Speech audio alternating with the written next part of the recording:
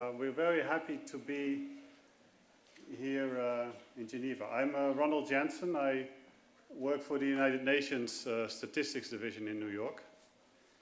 I'm here with two of my colleagues, Marky and Arlene. They're still doing some things, I think, in the background. So I'd like to welcome you to this first ever UN Comtrade Data Fair. Besides us here in the audience, we also have a live stream of this event, so there might be some people following us on the internet. First, I want to start with thanking the Graduate Institute for hosting this event. Teresa Carpenter, I'd like to thank her. She's the Executive Director of the Center for Trade and Economic Integration. Also, Angelica Zaninelli helped us a lot in setting this up. So in general, I want to thank the Center for Trade and Economic Integration for hosting this. We also organized this together with the World Trade Organization. We have Andreas Maurer, been working with him for a long time, and he backed us up right from the start. Also with his colleague Nines Piesas Gerbi. Then we will see later on today Bob Koopman, Chief Economist of World Trade Organization. He supported this event. And we will have Jürgen Richting speaking during this session. We have 11 speakers at lunchtime, which is a lot. This is an information session, but we'll do a little bit of questions and answering after each 5 speakers. So, and then at the very end, Marky from my team will say a little bit about Comtrade still. So already now I can say, note down your questions, hold them. After 5, you'll get the chance to ask some of them, okay? Each speaker will get 8 minutes, which is not very much, but I told them to indicate how they can be further contacted. And we will have this afternoon sometime in some of the rooms here in the Graduate Institute for some more information on some topics. We will indicate this. I can already mention a few, but I will repeat it at the end. That from 3 to 3:30 we will have some of the presenters here from this morning in one of the rooms, and from 3:30 to 4 as well. And I will indicate who they are and where they are towards the end of this event, at the lunchtime session. Now, there are 3 reasons, in my opinion, to have not only a Comtrade data fair, but also this particular session on trade applications and trade statistics in general. So one is of the trade statistics. I mean, they have changed over time. I mean, trade has become more complex, and now I'm talking to the merchandise trade. For many, many years, we had annual merchandise trade data, and they could do a reasonable job to follow trade around the world. Things have become more complicated in the interconnectedness of economies through value chains and so forth. So we try to do something like that also in Comtrade, other applications as well. For Comtrade, we added monthly data. We added also services data. There's a lot of services which should be covered more. And there will be, in the near future, hopefully, also more links to business statistics to really get a better idea about who's actually trading, or at least from what kind of economic sectors commodities are imported and exported. 2 other reasons. One is the platforms which are used for trade statistics are changing. When we started out with Comtrade, so 40 years ago, we used the mainframe. Some of you still know this who are in the audience. We used mainframe tapes and everything. And then early 2000s, we moved to a server. That's when Marky started working with me in New York.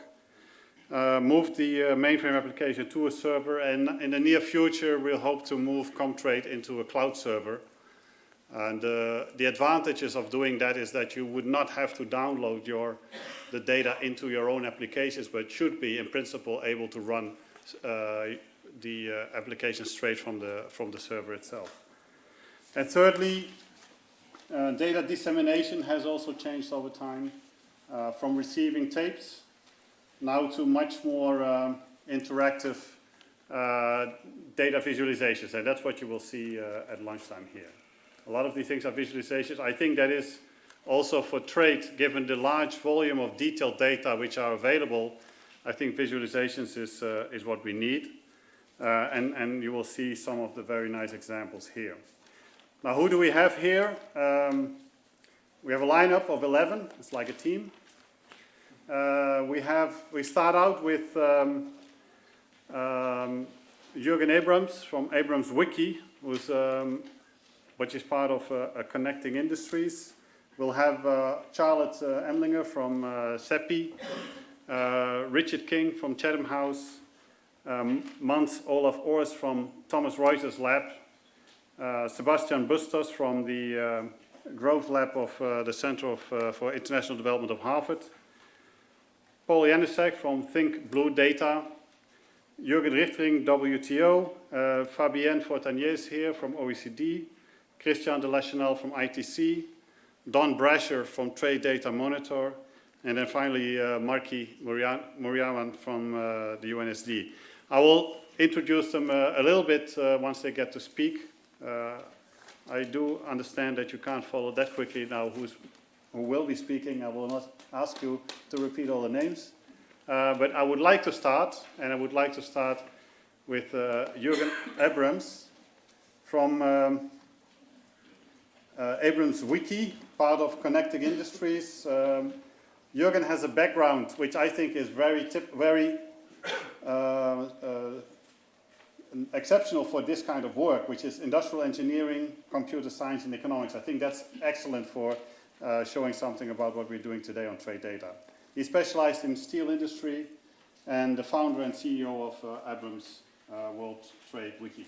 Please, Jürgen. Yes, thank you very much, Ronald.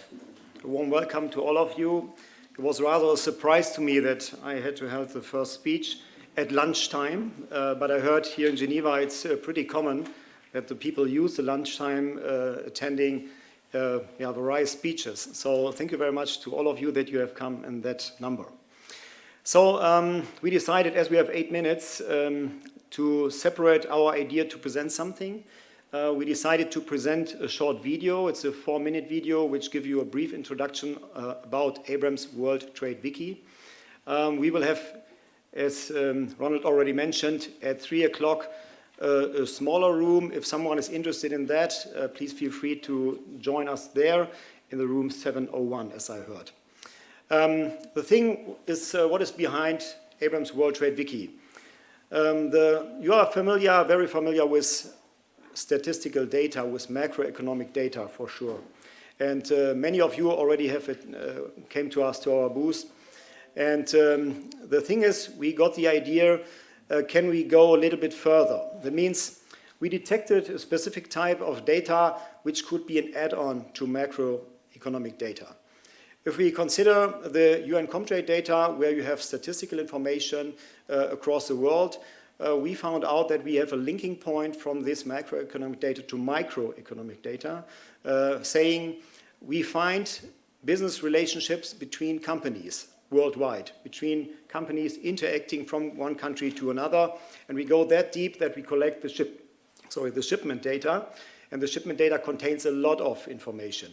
And this information is different, show up differently in the world, and our task is to bring it onto one standardized level to make it accessible to, let's say, governments, let's say, companies, let's say, journalists, whoever could be interested in international business activities. And to make a long story short, I try to start the video.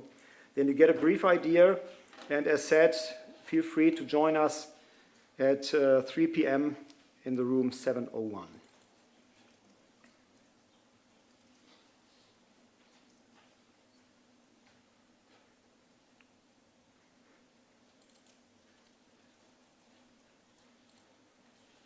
No sound?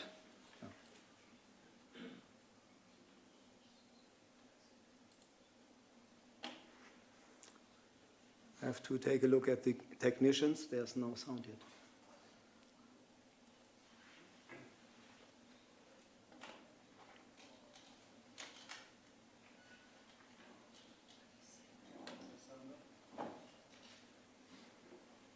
Alternatively, I could start it from the web. This would help.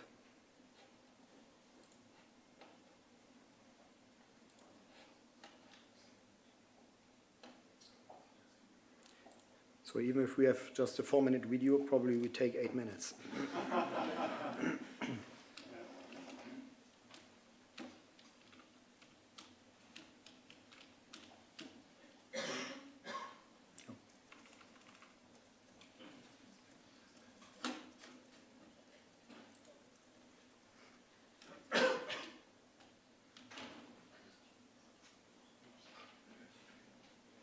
Where is it now? Where's the slash? Over there.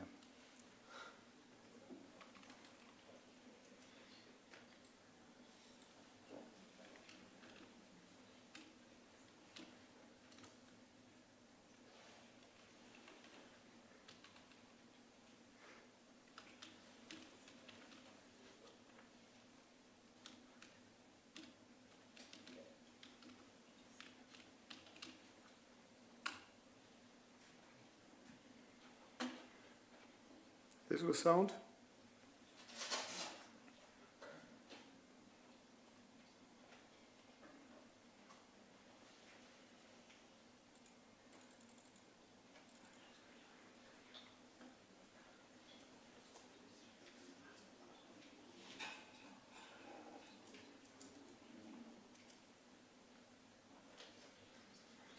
I see they're working hard on it, so we just wait a second. The sound is over there, you can hear it. But we are very close to it.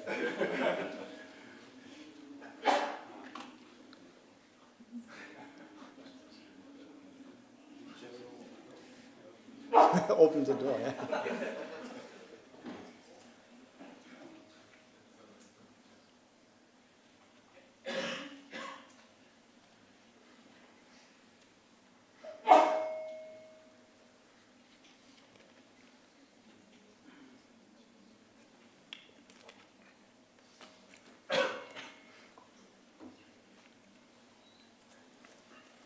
The next speakers in that level are in the opportunity to have the sound directly.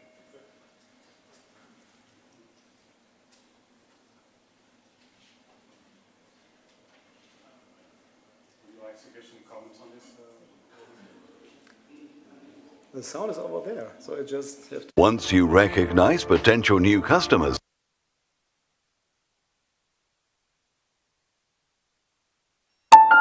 Abrams World Trade Wiki. Welcome to the future of world trade. Take 4 minutes to discover a new departure in business intelligence. Let real trade data reveal decisive insights that will contribute to the success of your business. Abrams World Trade Wiki. From data comes knowledge. Our portal gives you access to data collated legally from a large number of authoritative sources, including the United Nations, the World Trade Organization, and customs authorities across the world. We have brought together and correlated information on over 100 million shipments across more than 190 countries and approximately 6.5 million companies from as early as 2007. Take a look at any of these companies using Company Transparency.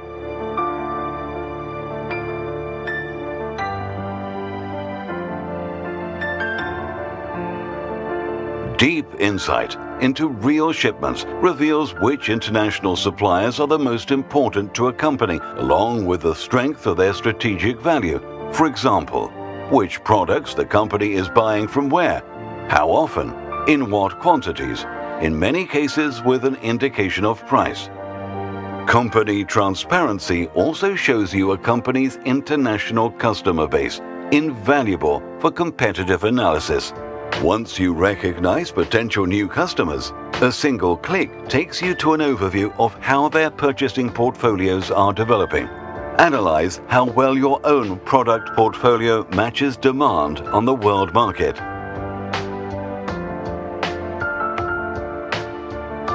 Use the comprehensive insights of sourcing intelligence and selling intelligence to identify hundreds of suitable customers for your business throughout the world. Which potential customers buy products that you can supply? How often and in what quantities? How many suppliers do these potential customers already have for the relevant products, and who are they? Competitive intelligence enables you to analyze your competitors on both sides, procurement and sales. For example, select an important company in your industry and take a look at the global competitive marketplace for its product categories. Identify previously unknown relationships between rival suppliers and customers. Which companies source identical product categories from the same suppliers and so are procuring in competition? Which companies deliver identical product categories to the same customers and so are selling in competition? Market intelligence provides a panoramic view of the world market when you analyze your industry by international standardized product classes. What are the global flows of the products that your company buys and sells? What quantities and values can you identify on the world market, and which companies lie behind these imports and exports? Market intelligence helps you to target emerging markets and those with the most promising price trends. You can also use free search to look through in excess of 100 million individual shipments recorded in the Abrams World Trade Wiki database and review detailed information from their bills of lading. Search by company name, product description, product class, and HS code or by other identification criteria, all accessible in multiple languages. Kickstart the future success of your business now. Abrams World Trade Wiki. Know today who you'll be doing business with tomorrow.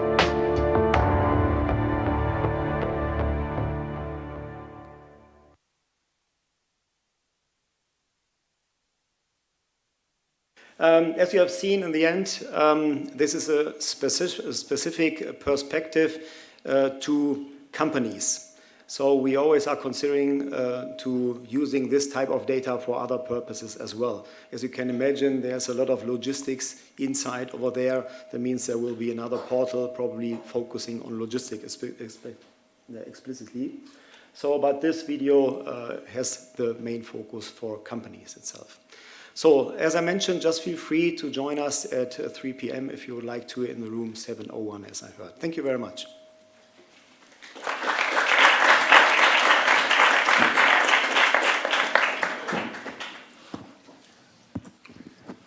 Thank you, Jürgen. Yes, as I said, please, if you have questions, keep them in mind or write them down, and we'll do it after the fifth speaker. We'll have a quick round of questions. Now I ask Charlotte, you're looking for your presentation? Yes. Charlotte works at CEPII in Paris. She's an economist, and she will show us a little bit about the databases which are maintained and used by CEPII. Please go ahead, Charlotte.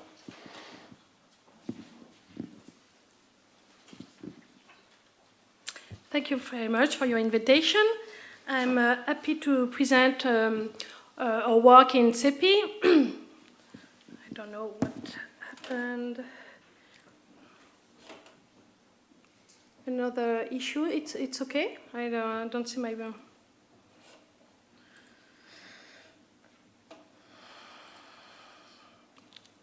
still on your screen, but no. It's okay. I see it here. Okay.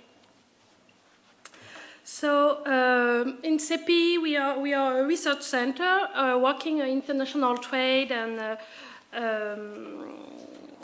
international trade and analysis. We work on international policies, and we produce studies, research and databases for academic research, but also for private and mainly public decision makers, international institutions, and wide kind of users.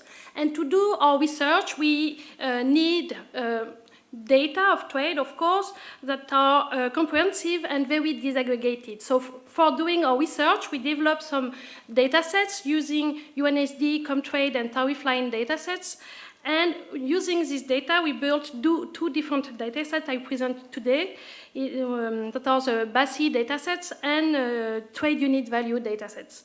So these data are based on Comtrade data and focus on two issues: the issue of differences between trade declarations in Comtrade and missing quantities, and how quantities are computed in Comtrade.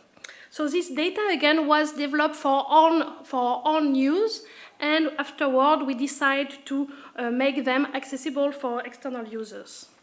So just very quickly, the idea behind the BASI dataset. So as I said, this data deals with the question of declaration in Comtrade. So I suppose that the majority of you already use UN Comtrade data. So in Comtrade, we have two information for each flow, for a given flow between high and J and an HX6 product 1 year. We have export declaration and import declaration. And the point is that all the countries do not declare. So there are only 160 countries that are declaring in Comtrade. And furthermore, some countries do not declare some goods for different reasons of confidentiality, for example. So we have some missing information in Comtrade if we use only one side of the data. If we use only import data, for example, we will lose information from countries that do not declare their imports. So at the end, when we are looking at the data, in average, we are only 43% of the observation which have two declarations, so exporters declaration and importers declaration.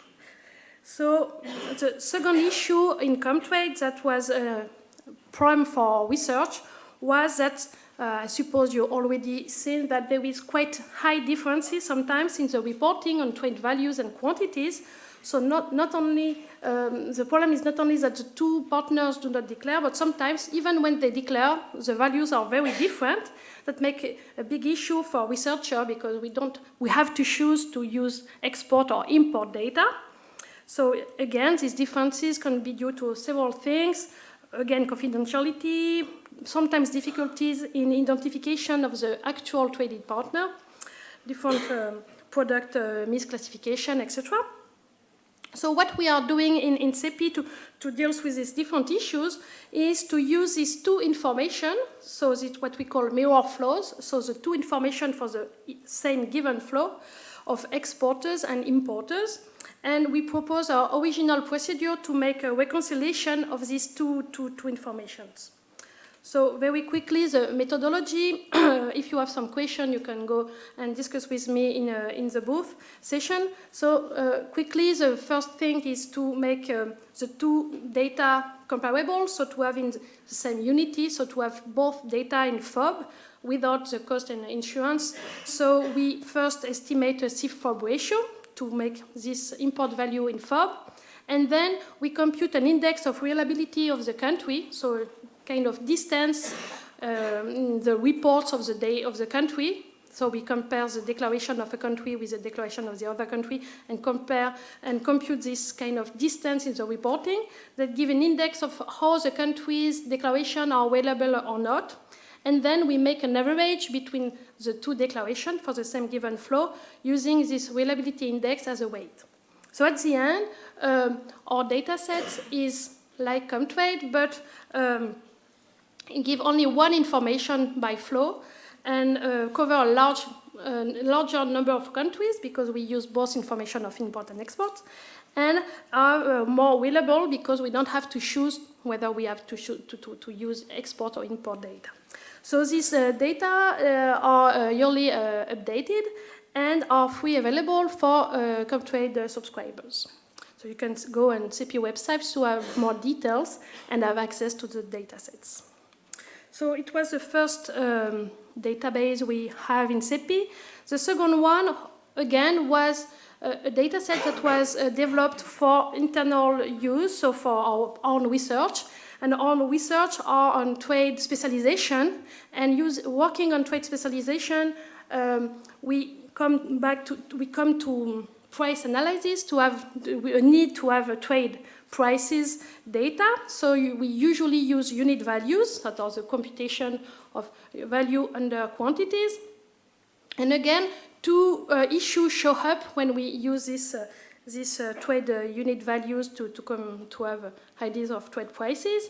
The first one is that sometimes the HX6 level is too much aggregated to have really accurate data on price specialization, because sometimes, particularly in the manufacturing sectors, HX6 level is too much aggregated to really have an idea of trade unit values and prices.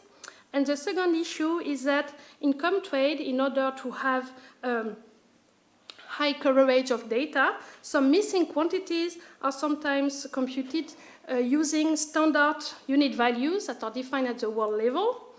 And so it ends with a data set that is very well, with a high coverage for the countries. But when we are interested in unit value, this methodology brings a bias, because at the end, if we are interested in the unit value, we have the standard unit value defined at the world level.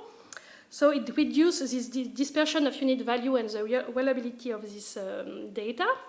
So in CEPII, we make two things to work on these two different issues. First, we compute unit value as a tariff line data, using raw tariff line data can be given to us by the UNSD, to compute unit value at the very disaggregated level. And then we aggregate it into HX6 level to make this unit value comparable at the world level.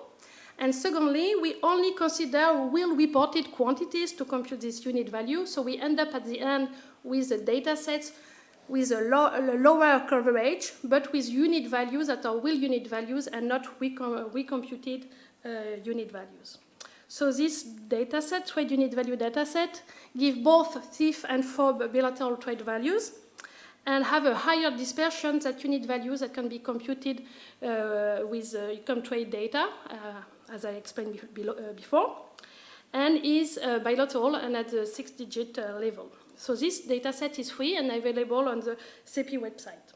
So as I said, these two datasets, BASI and trade unit values, were developed for our own research, so our very disaggregated level, and mainly for researchers. But we, using these two datasets, we propose two other products. That is more that is more for the education of policy makers. That is a decomposition of trade flows into trade types, so whether products are differentiated by or whether it is one-way trade, etc., and price ranges.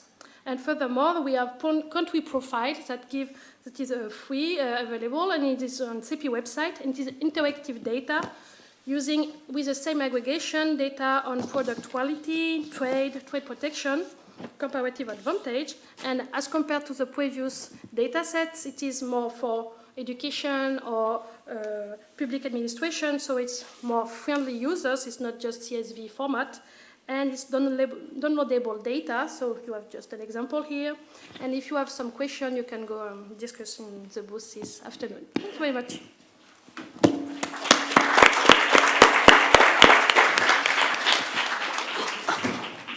Thank you, Charlotte. We move straight on. We'll have Richard King from Chatham House. Chatham House is, I would say, a research institute think tank in London, the UK. And we've been discussing with them a lot on trade, and Richard will show us a little bit about what they are doing. Please go ahead. Thank you. Similar fumbling as everyone else to get this to work.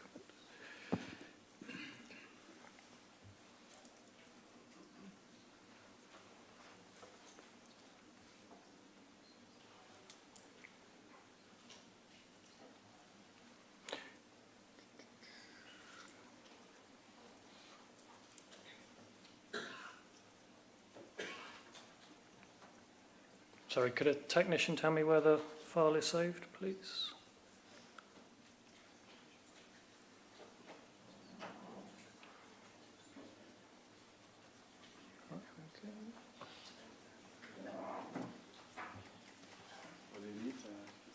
You need to switch it over. I'm just trying to find the file. It's on the desktop. Is it touch screen?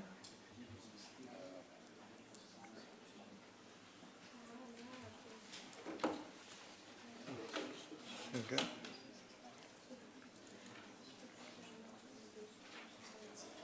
Okay.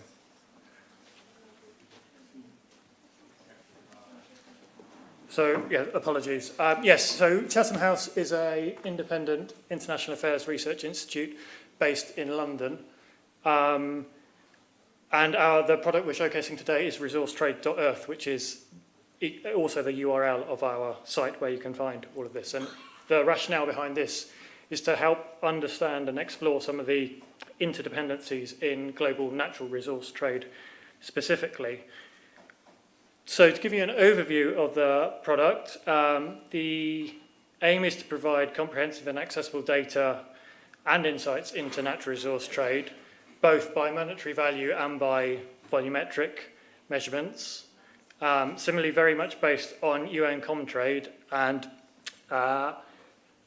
with two sort of innovations or two layers on top of that. So the first is to reorganize the data into a natural resource hierarchy. So rather than using the HS industrial classification, we've reoriented things into a hierarchy, allowing people who are particularly interested in resource trade to drill down into very disaggregated or aggregated levels of flows depending on their particular interest. So you could look at agricultural products, you could look at wheat, you could look at particular varieties of wheat. So an aggregation and disaggregation depending on your level of interest.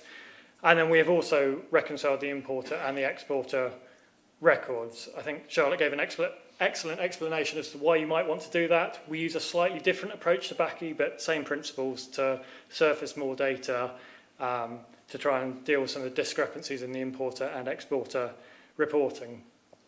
And then on top of the core trade data, we also add in some contextual data, so you get a bit more understanding about the context in which these trade flows occur, so providing country profiles and providing some first estimates as to some of the environmental footprints that might be embodied in some of these trade flows.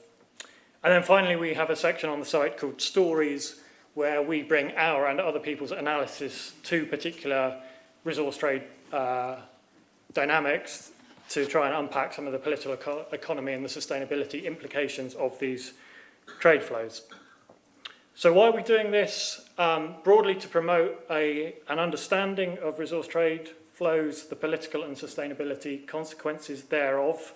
I think many people in this room will be familiar with Comtrade and how to interrogate it, but there are a lot of people beyond this room who want to understand these things, don't necessarily understand the technicalities of HS codes, don't have the familiarity with the Comtrade dataset to interrogate it. So this is for a broad audience, hopefully relevant to experts as well, but trying to open up the dataset for NGOs, for media organisations, for international organisations to get a quick hands-on and play with the data so it makes sense to them. What's in there? We've got 15 years of data starting from 2000 up to 2015. We hope soon to be able to add 2016 data on there once it's complete enough in Comtrade to present an accurate picture of the entire year. So we are using annual data as opposed to monthly data. All the countries covered in Comtrade, 1,350 resource commodities, 21 million roughly individual data points are in there. So it's quite comprehensive within the realm of natural resources. This is what the portal looks like. I'll walk you through in a second some of the different ways of interrogating it, just to highlight that everything that any particular query that you drag out and that you find particularly interesting is shareable via social media. That's all embeddable on your website should you wish to.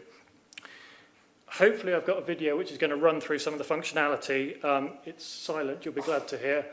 I'm not going to try and narrate it as it goes, but hopefully it will just pick out, if it plays, it doesn't play, some of the different ways of going into this data. So I'll just talk you through it. So at the top there, we've got the exporters, we've got the importers, and we've got the commodity categories and the years. So all of those are drop-down menus. You can interrogate them by country, by particular country, exporter or importer, or geographical groupings, Asia, Africa, more detailed than that, or by economic blocks, so G20,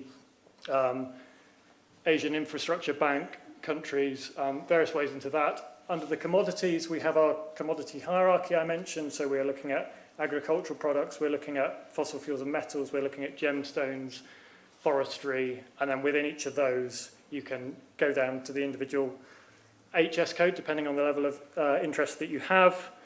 Then across the bottom, we have some more sort of broad macro trends, which will obviously refresh as you refresh your queries. You can get more detail on the commodity, the fastest growing and the largest commodity flows, the most important exporters for any given commodity, same for the importers. So it should be quite intuitive to mouse your way around, and basically everything that you see is clickable and gives you another way into the data, we hope. I mentioned country profiles, so this is another level of data we're pulling in from various sources to help you understand sort of what's behind different countries' import and export trends. So we include countries' environmental profile, data on their socio-economic situation, on governance and on resource dependence. So a variety of different indicators we have in these country profiles. We also include environmental data, so this is a first stab at it. We don't claim it's completely comprehensive yet, and these are cradle to gate measures of embedded resources. So we're not talking about what's emitted during actual trade flows, it's more to the export point. So we include carbon dioxide, embedded carbon dioxide emissions for all resource types that we've got in the database. And then for our agricultural resources, we include land and water footprints as well. We'd like to build that out to include additional types of environmental footprints and to sort of further flesh out the commodities which we have coverage for. But that is work in progress, but we think it's quite a useful data set as is. To some of the insights, this enables us to have just a very headline example using just the core data set, and this will obviously depend on your particular interest as to what you choose to pull out, but you can see how global trade has grown since over 60% since 2000, and you can see which of the different resource categories have contributed to that.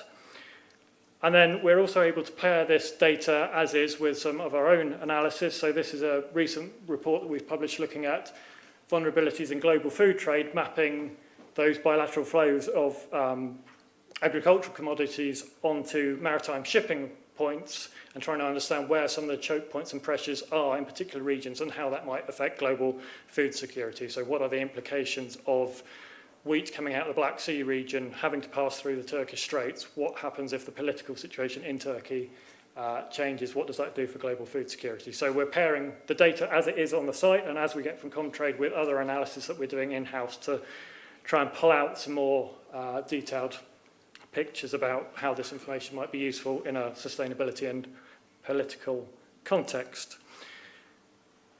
Where are we now taking this? So we launched this in April. Again, similar story to CEPII. It was a tool that we had in-house ourselves. Other people came to us and found it useful.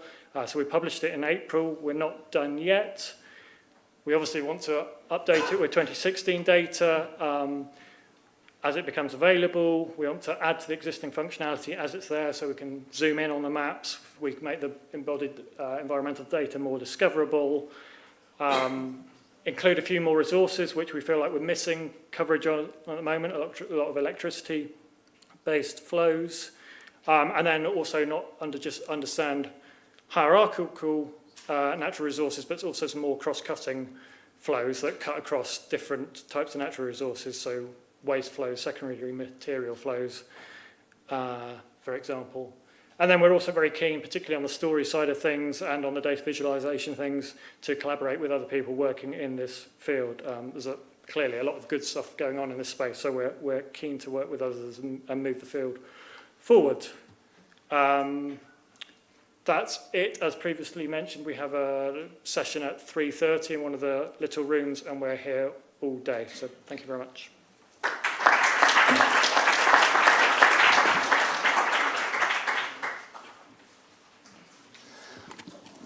Excellent. Thank you very much, Richard. Next up is Mans, Olaf Ors. He's located in Switzerland. He's in Zurich. But Mans works for Thomson Reuters Labs. And he will present some of what Thomson has been doing in this area. Okay. And there is a technical issue? Or? We're trying to solve the technical issue. Okay. Okay, I'm at the end of the old slide.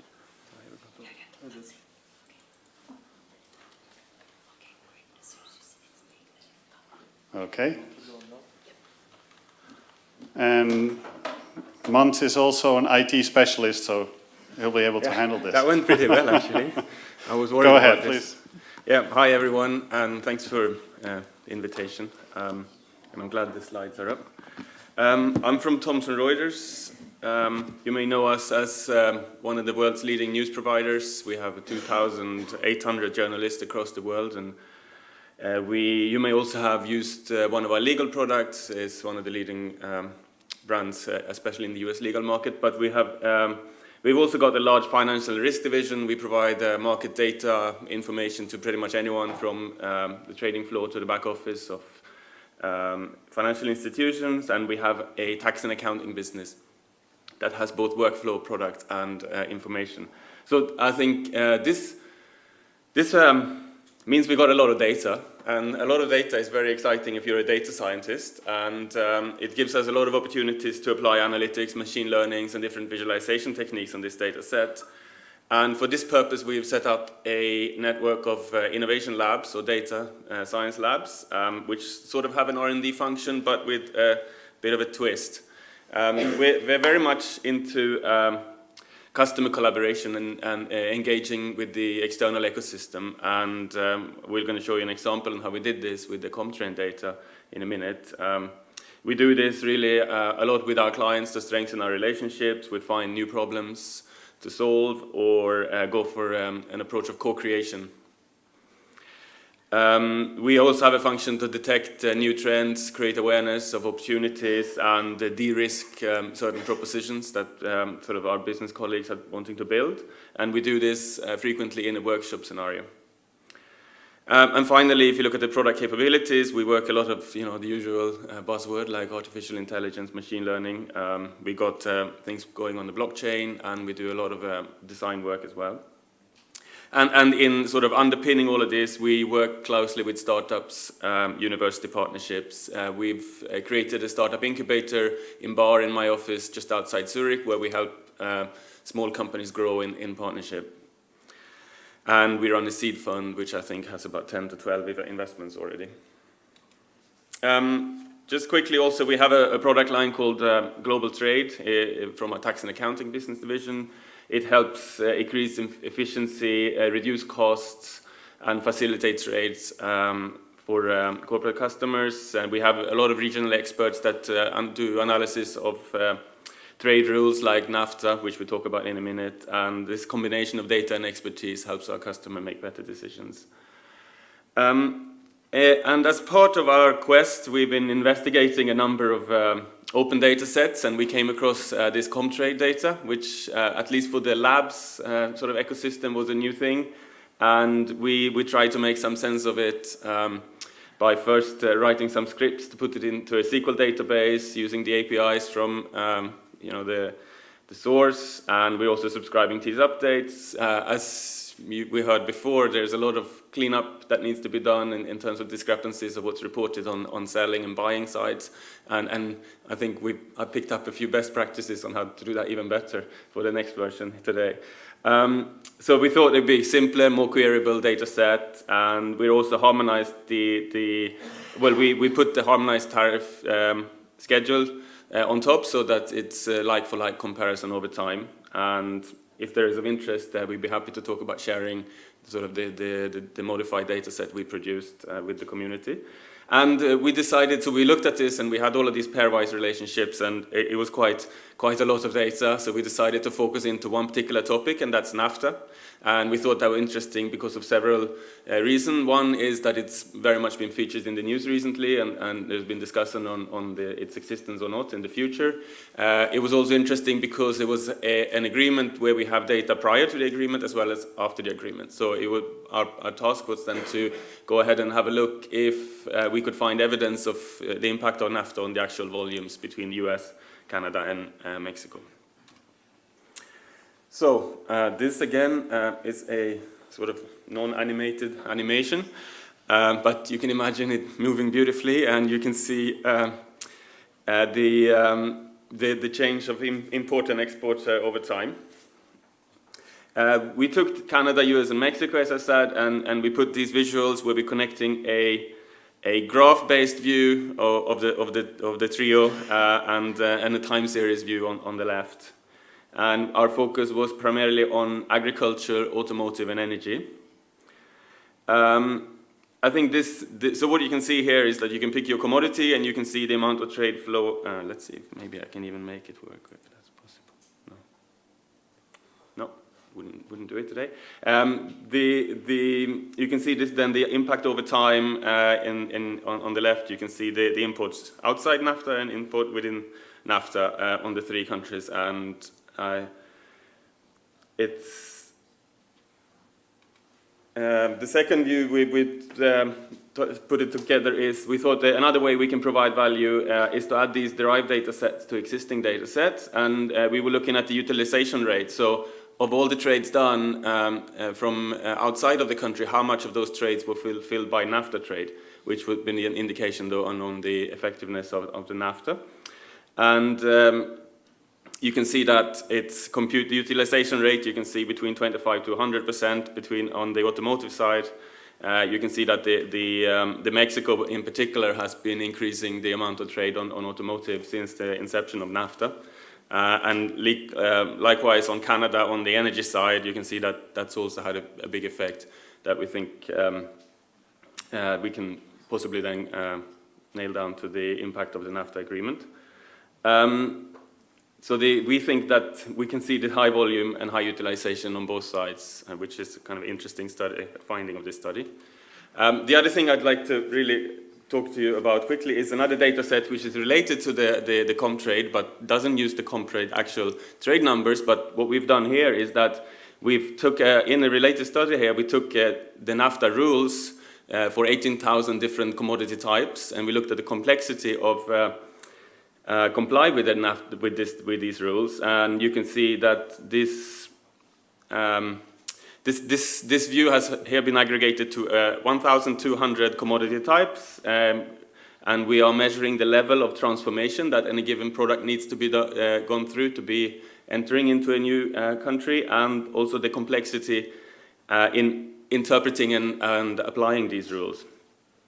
So if we then go and look again at the automotive side, we can see that the motor vehicles, the parts of the motor vehicles are in the difficult, moderate to difficult, and the actual ready-made motor vehicles for transportation of goods or people are in the very difficult sector. So I think what we can see is that these two facts point to the primary reason for NAFTA being created was to promote and protect the US and Mexican auto trade. Right. I left you with 5 seconds. Thank you. We need those. Right. Thank you very much. Thank you. I hope everybody keeps track of some questions. By the way, Yes, I can assure you that these animations look great, especially how the developments go over time. You can see it on the Comtrade Labs. So for those who, if you go online, Comtrade Labs probably directs you to Thomas Reuters, where you can see those animations, and I can really recommend that. We go to the last speaker of the first 5, which is Sebastian Bustos. He's from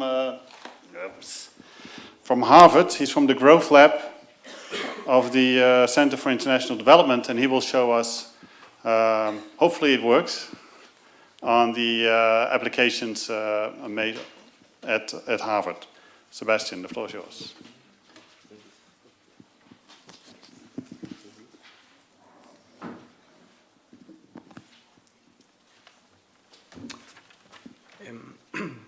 Well, thank you for the invitation. I'm with the Center for International Development, where we run basically 3 programs: Building State Capability, Evidence for Policy Design, and the Growth Lab. In the Growth Lab, we work closely with governments, trying to help them in their development process. And our take of development is that it's mostly an issue about technology diffusion. And that this is what is behind the differences in productivity across the world. But often, people, when they say, they talk about technology, they are not very precise. Some people refer to technology as blueprints, recipes, guides, and we know that the production is not, doesn't happen just following a blueprint or a guide. Some other people also talk about technology referring it to tools. But we know that we can ship computers, machines, and other equipment around the world without much problem. So our take on technology is that it's something very difficult to learn and acquire. This is similar when you talk to a tennis player and you ask them, how could it be that you are so good at playing tennis? And they will say, it's basically hours and hours in which I have been embedding me this knowledge. And that's why I cannot explain it how I do it. I just play, and I'm very good at playing tennis like Nadal. So this is similar to what happens with the production around the world. Some countries have been acquiring these capabilities in order to produce goods, and some countries are able to produce a smaller range or array of simple products. But in other countries, you can see fairly complex products like electronics in this picture.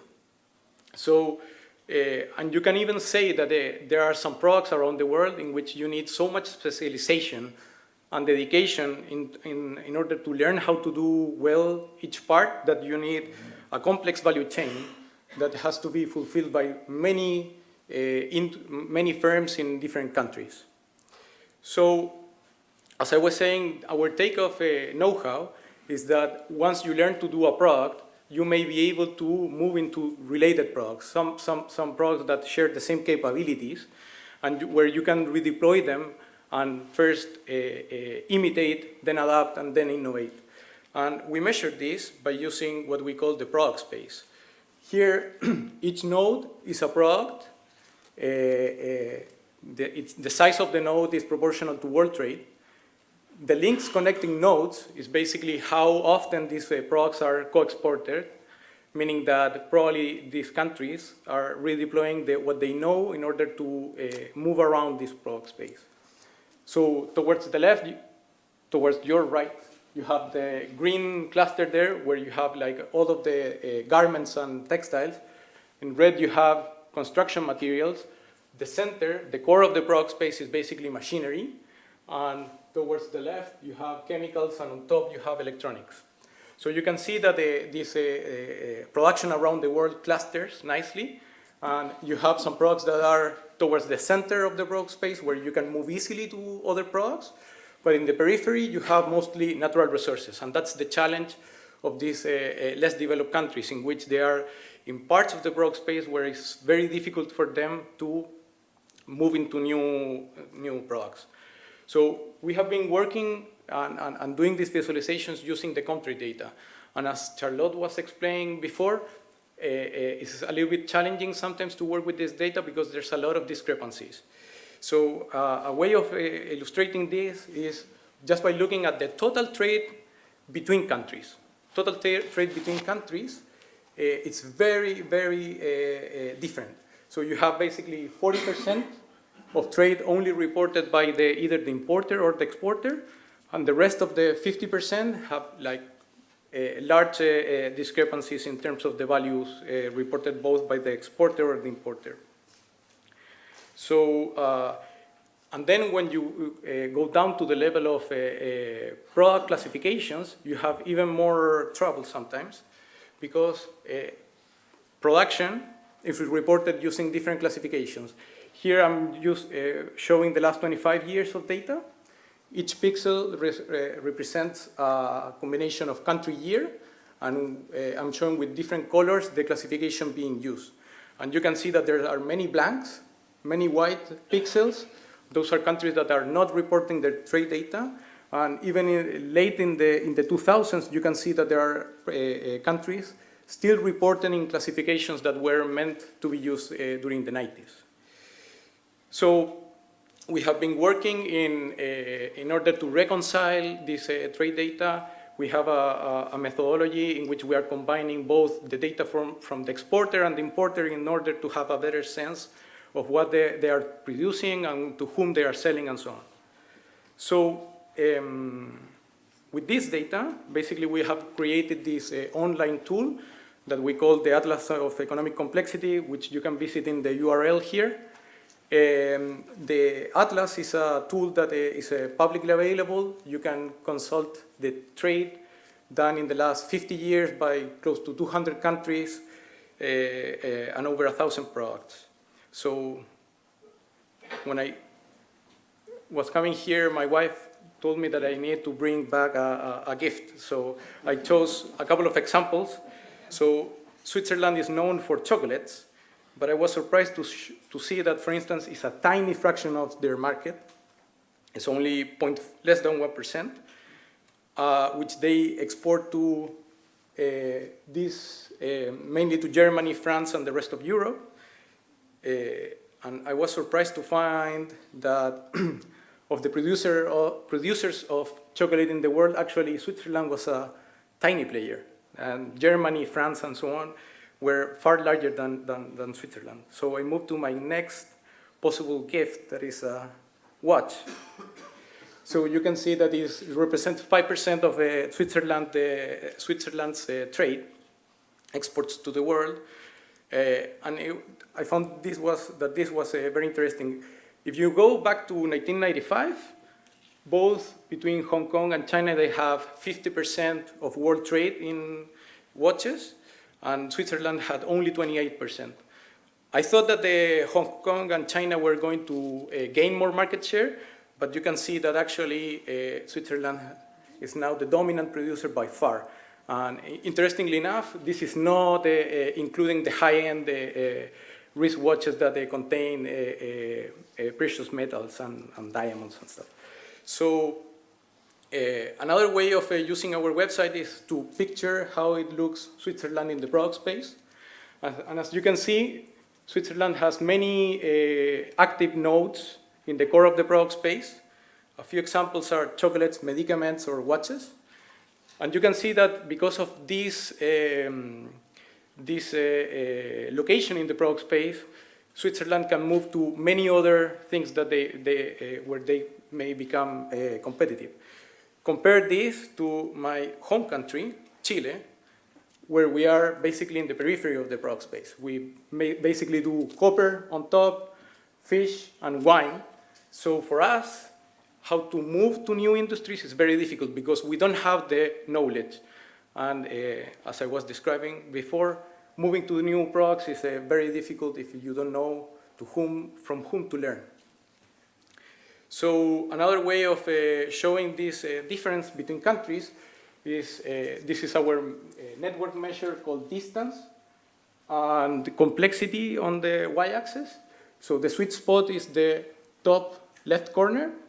So you can see that Switzerland has many complex products nearby that they are not producing. And here you can compare Chile, where like the most complex products are actually far away from our possibilities.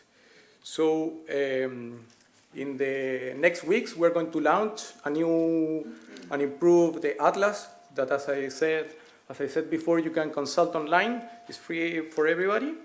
And we're going to be around. I think we are in room 703 if you want to ask any questions. Thank you.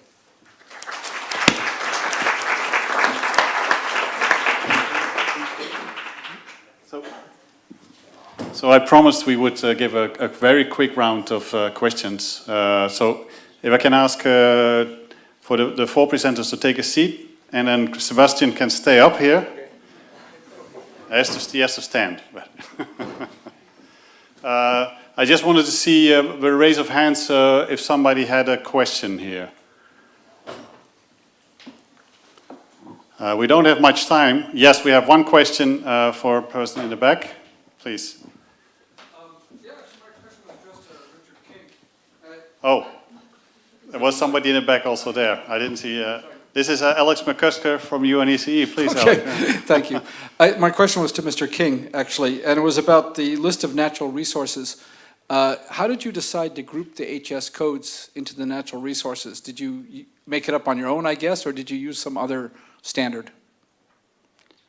Before we let you answer, I'll take a few more questions, and then we have just one round of replies. We have the gentleman in the back. We have the first gentleman in the back, and then we have one more in the front. I don't know yet what I am going to ask, so... If in the front here. Can I have mine? Yeah. Well, mine is a very short question. So on the Abrams package, do you also envisage having financial or services trade captured in it?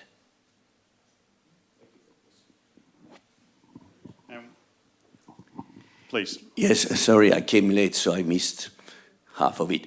I have no doubt that there are excellent data on all the services you introduce. What matters for a user is precisely to know which one to consult. When a journalist like me looks for data on any topic, we have thousands of web pages showing up, and should I consult the World Bank one or this university or the Eurostat, etc.? And we do it at random. That's one point. So one single source of statistic would, of course, be very misleading, because the less source you have, the poorest the quality. But still, it's one issue. The second one is, once you have found a good source, the core issue is, how is it structured? How can a user find the relevant pages, topics, etc.? So do you have some differences between your approaches, how a user can find the interesting, the relevant statistics?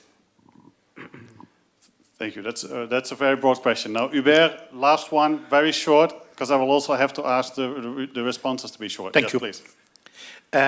It's a question to Bassi, but I mean to everybody. Are you working on ways of using unit prices to have a better definition on trade on different varieties? So I mean to go beyond product and varieties within products, and what are you interested in this type of thing, and what are you doing? Thank you. So I think so. I'll go back to the respondents. I think there were specific questions for Jürgen Abrams, for Charlotte, and for Richard. And then I would like to ask Sebastian and Mans to answer the more general question, to see why you guys can present or would be the right source to go to, if I rephrase that. Please, Jürgen, from that side. Yeah, thank you very much. I'll just repeat the question if I got it right. The question has been if we have integrated, or if you're going to integrate financial data additionally to the trade data which we have got in our storage. Is it correct? And also traded services. Okay. Yeah. Okay, yeah. So basically, it's exactly the way. We have the trading of the goods integrated, but for sure, as you can imagine, we have approximately 6.5 million companies worldwide integrated into that database. And if someone is looking at these companies, for sure, you might be interested in the financial situation. So there might be the idea that we can connect these data which we have in our database, let's say with a Dun & Bradstreet number, DUNS number, and then it can be connected to a service like DNB. So then you can, in addition, the financial aspects as well. So this is probably part of the question you answered. Yeah, we are considering doing that, but up to now, as you have seen, probably it's a beta version which we are currently running, and the 1.0 will be starting next week, as we hope. And so there will be further steps during the next months and next year. So this is a project which will definitely will be developing during the next years, for sure. Thank you. Thank you. Thank you for your question.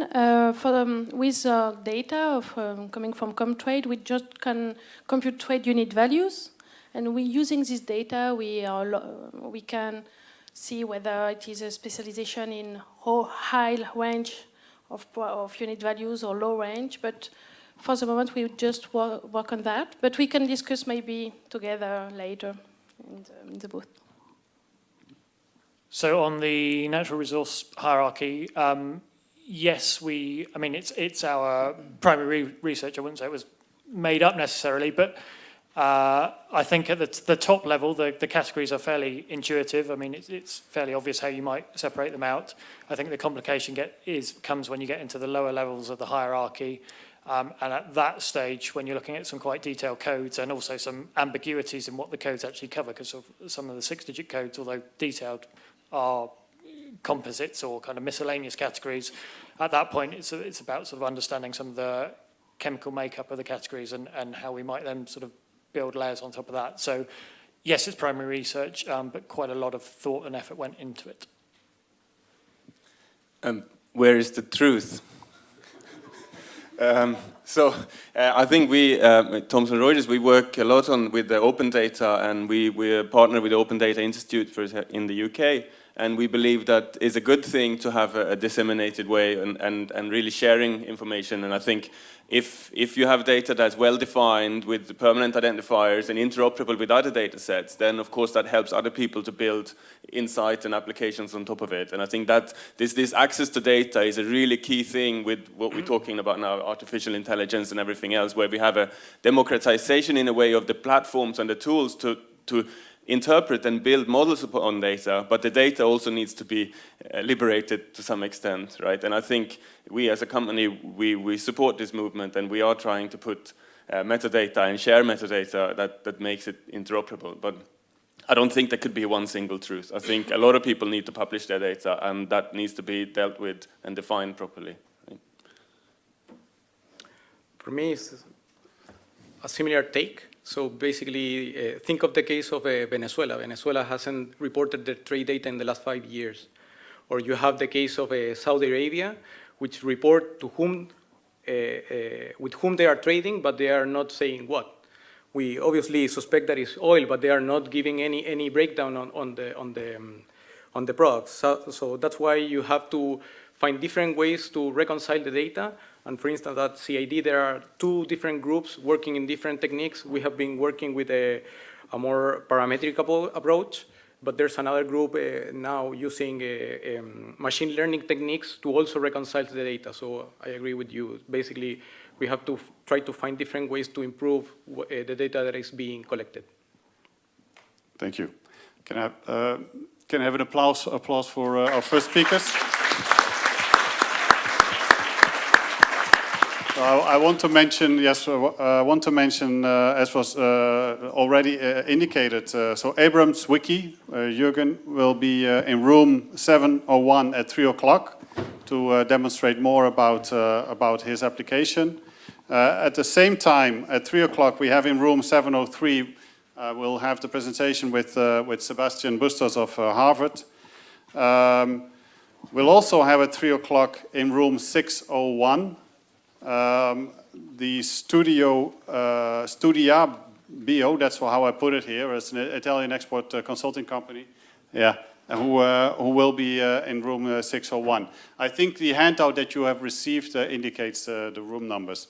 Then at 3:30, Richard King and Chatham House will be in room 701 at 3:30. Think Blue Data will be at room 703. And we'll show something about UN Comtrade also in room 601 at 3:30. And now I would like to ask Paul Janisek from Think Blue Data to come up for the second round of presentations. I also want to take this opportunity that Abrams Wiki, Connecting Industries, and Think Blue Data from Paul Janisek have co-sponsored a networking reception, which is at the end of the day, at 7 o'clock. But now I'll give the floor to Paul to start off the second round. We still have 8 minutes. We will go over a little bit over 2 o'clock for sure, but I hope you will stick around. Paul. Okay. He's got also some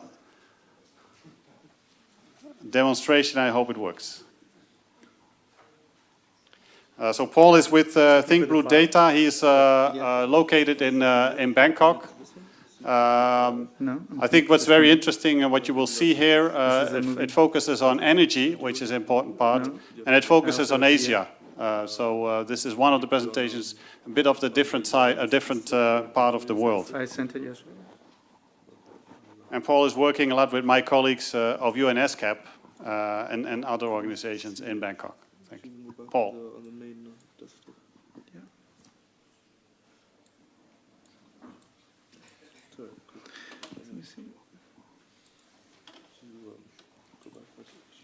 Try the PDF, see if could be as well. This one? Yeah.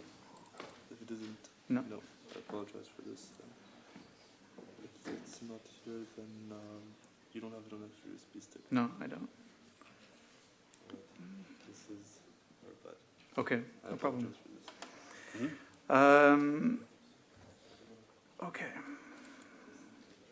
So,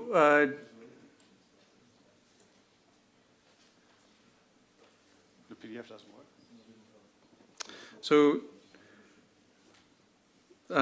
my name's Paul Janicek with Think Blue Data, and thank you very much for the opportunity to come and participate in this forum. So I do have a video. There's which I will start with this. So just as an introduction, so Think Blue Data is a company, a software company based in Bangkok, in Thailand. And we were approached by UNSCAP to help them build this portal, which I'll show the video here. And so this portal covers many different data sources for the Asia-Pacific region, but primarily it's focused in the energy area. And in that large set of data, there's the Comtrade data, which is how we became familiar with the Comtrade group. So let me just present this and just give you an overview of the kind of work that we do.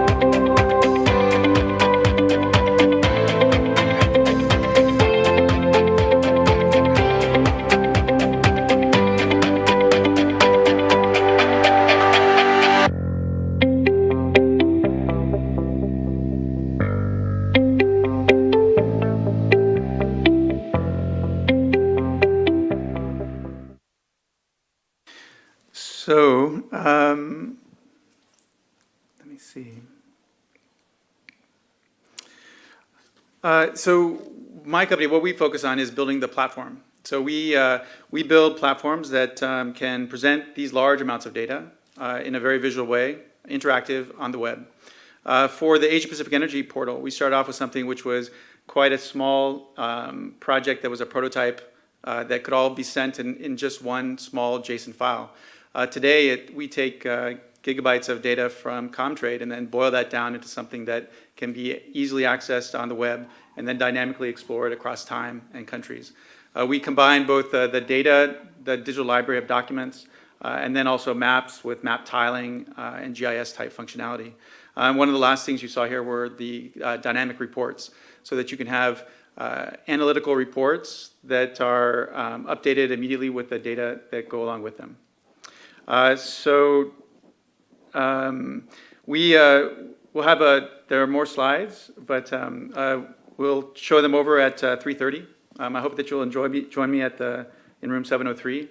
And please do stop by the booth where I can present everything that you've seen here with the live interactive version. You're also welcome to, I think the video, asiapacificenergy.org is the website. And in addition to, of course, creating the Asia Pacific Energy Portal, we've created a number of other projects as well, which are primarily data platform, data visualization platforms. So I hope that you'll come in and meet with me so we can discuss that more in the future. So thank you again.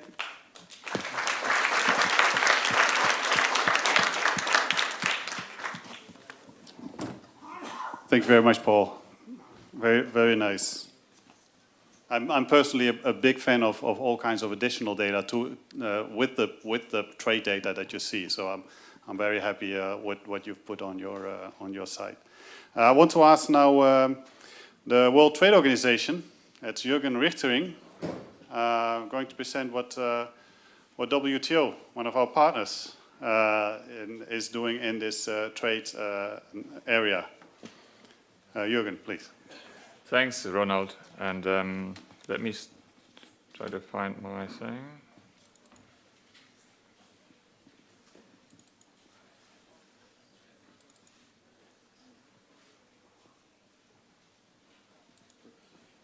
Okay.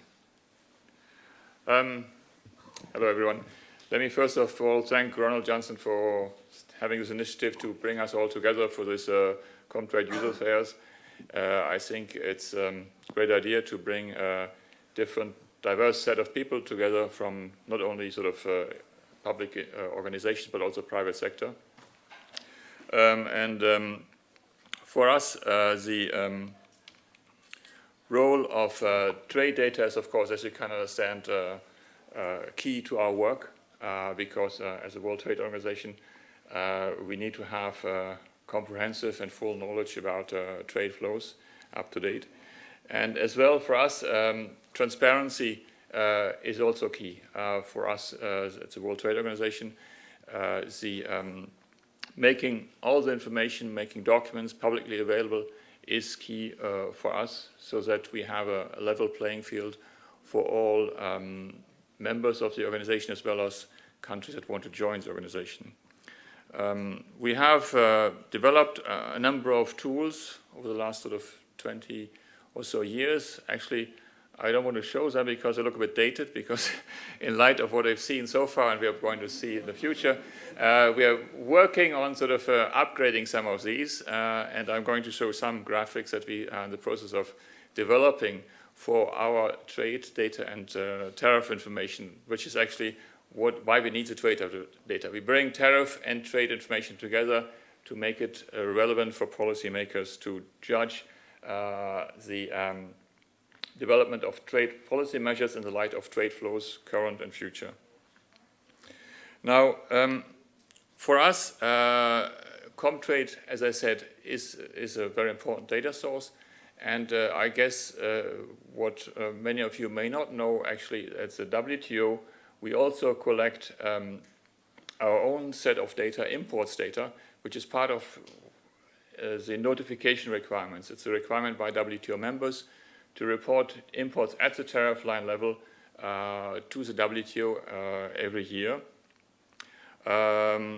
Unfortunately, many members do not comply with this obligation, and therefore we rely increasingly on Comtrade data, and we are very happy that Comtrade has data at the tariff line level. So I'd like to sort of emphasize this, that we are very pleased that we can find this data at UN Comtrade, and the data that we get from member countries often is the same, but not always. So we use it also sometimes to compare, to be sure that the data we get notified from member countries is also data that is the same that is notified publicly to Comtrade. As for the products that we have over the years established a number of publications. Foremost is for the world, what has now been rebaptized as the World Trade Statistical Review. This is a broad public overview of developments in the trade of goods and services over the last year, and it contains also longer time series data. We have also the trade profiles, which contains now merchandise and services trade by country, so 1 page per country. Gives you a very good overview of trade in merchandise and services. The third is a joint publication with the ITC and UNCTAD, the World Tariff Profiles, which brings together data on tariffs and trade flows. And in this publication, we also have always some articles of interest for trade statistics. For example, the latest article we published is related to product diversification, and it is connected a bit to what we have seen from the Harvard Trade Lab on product-based product diversification, which is a very interesting topic. And what he showed on Switzerland, I think it's very interesting to see, for example, how a small country as Switzerland trades actually in so many HS categories. I mean, it is close to the top country like US or EU or China in trading in more than sort of, I think, 3,000 to 4,000 HS categories for a population of 8 million. This is quite amazing. And we have started to look into sort of factors that could explain why countries sort of are apt at being more diverse than others and how this developed over time. I don't want to show more because for the sake of sort of expediency, and I just give the website where you can look at the publications and where you can also find our online data tools. I just wanted to show or refer to sort of 2 new projects, one on graphics and the other one on a new sort of comprehensive time series database. In the second one, we try to bring together the different kinds of data that we use, not only trade data, balance of payments, trade and services, trade at HS6 digit level, global general national accounts data, and in difference to most other data applications we have seen, we want to make it possible sort of in one selection to pick, for example, population, imports of chocolate of Switzerland, and maybe the current account balance deficit of Switzerland. Doesn't make sense, but still to show you the diversity, into sort of pulling it into one Excel table and pulling it out of the database. What we've seen often in most sort of organizations' data sets is that you have to do one data set at a time and piece it together later on.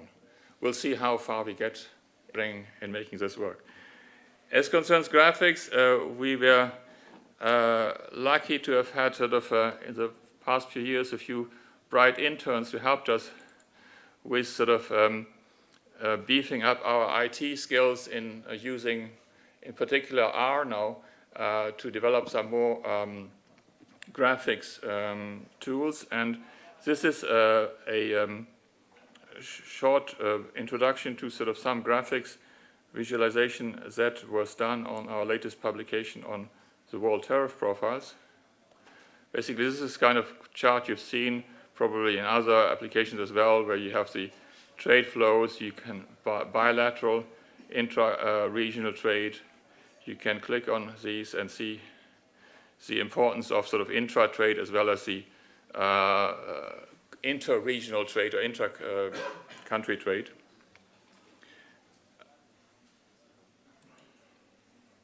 You have here from sort of a big breakdown between sort of total imports, ag, non-ag.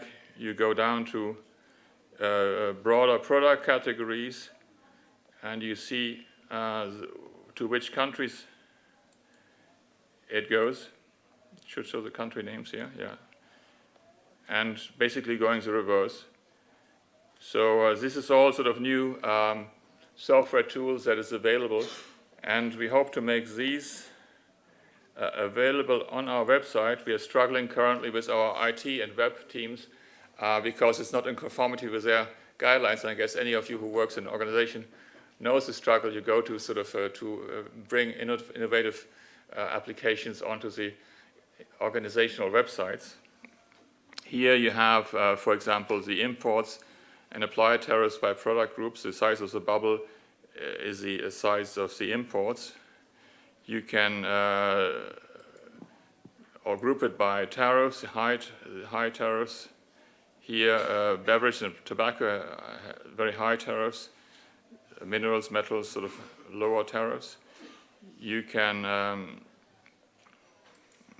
go for individual countries, look at our country groups, the LDCs. You can do it by tariffs, by imports. So there's a lot of interactive stuff. This is the tariff rates in 2006 and 2016. So you see the number of duty-free regime has increased a lot.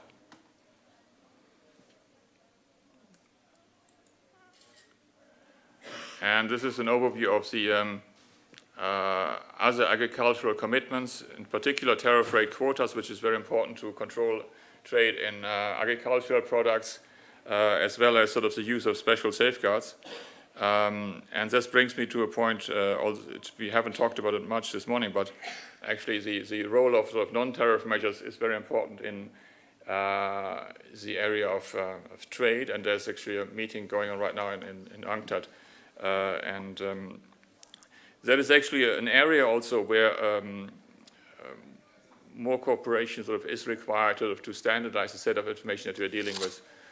With Comtrade, we have actually a internationally recognized sort of basic set of data that everyone works with, and that is good.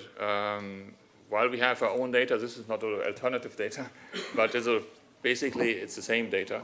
But in the area of non-tariff measures, we very often see very diverse sets of data, and it's difficult sort of to reconcile this.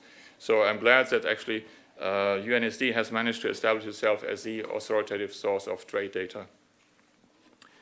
I had here one more. You can also, yeah, do it by region.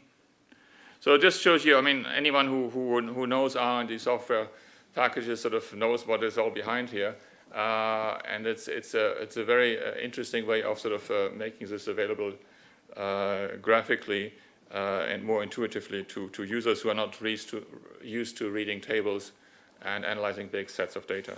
So I would like to sort of stop here and thank you again for organizing this event, Ronald. Thank you very much.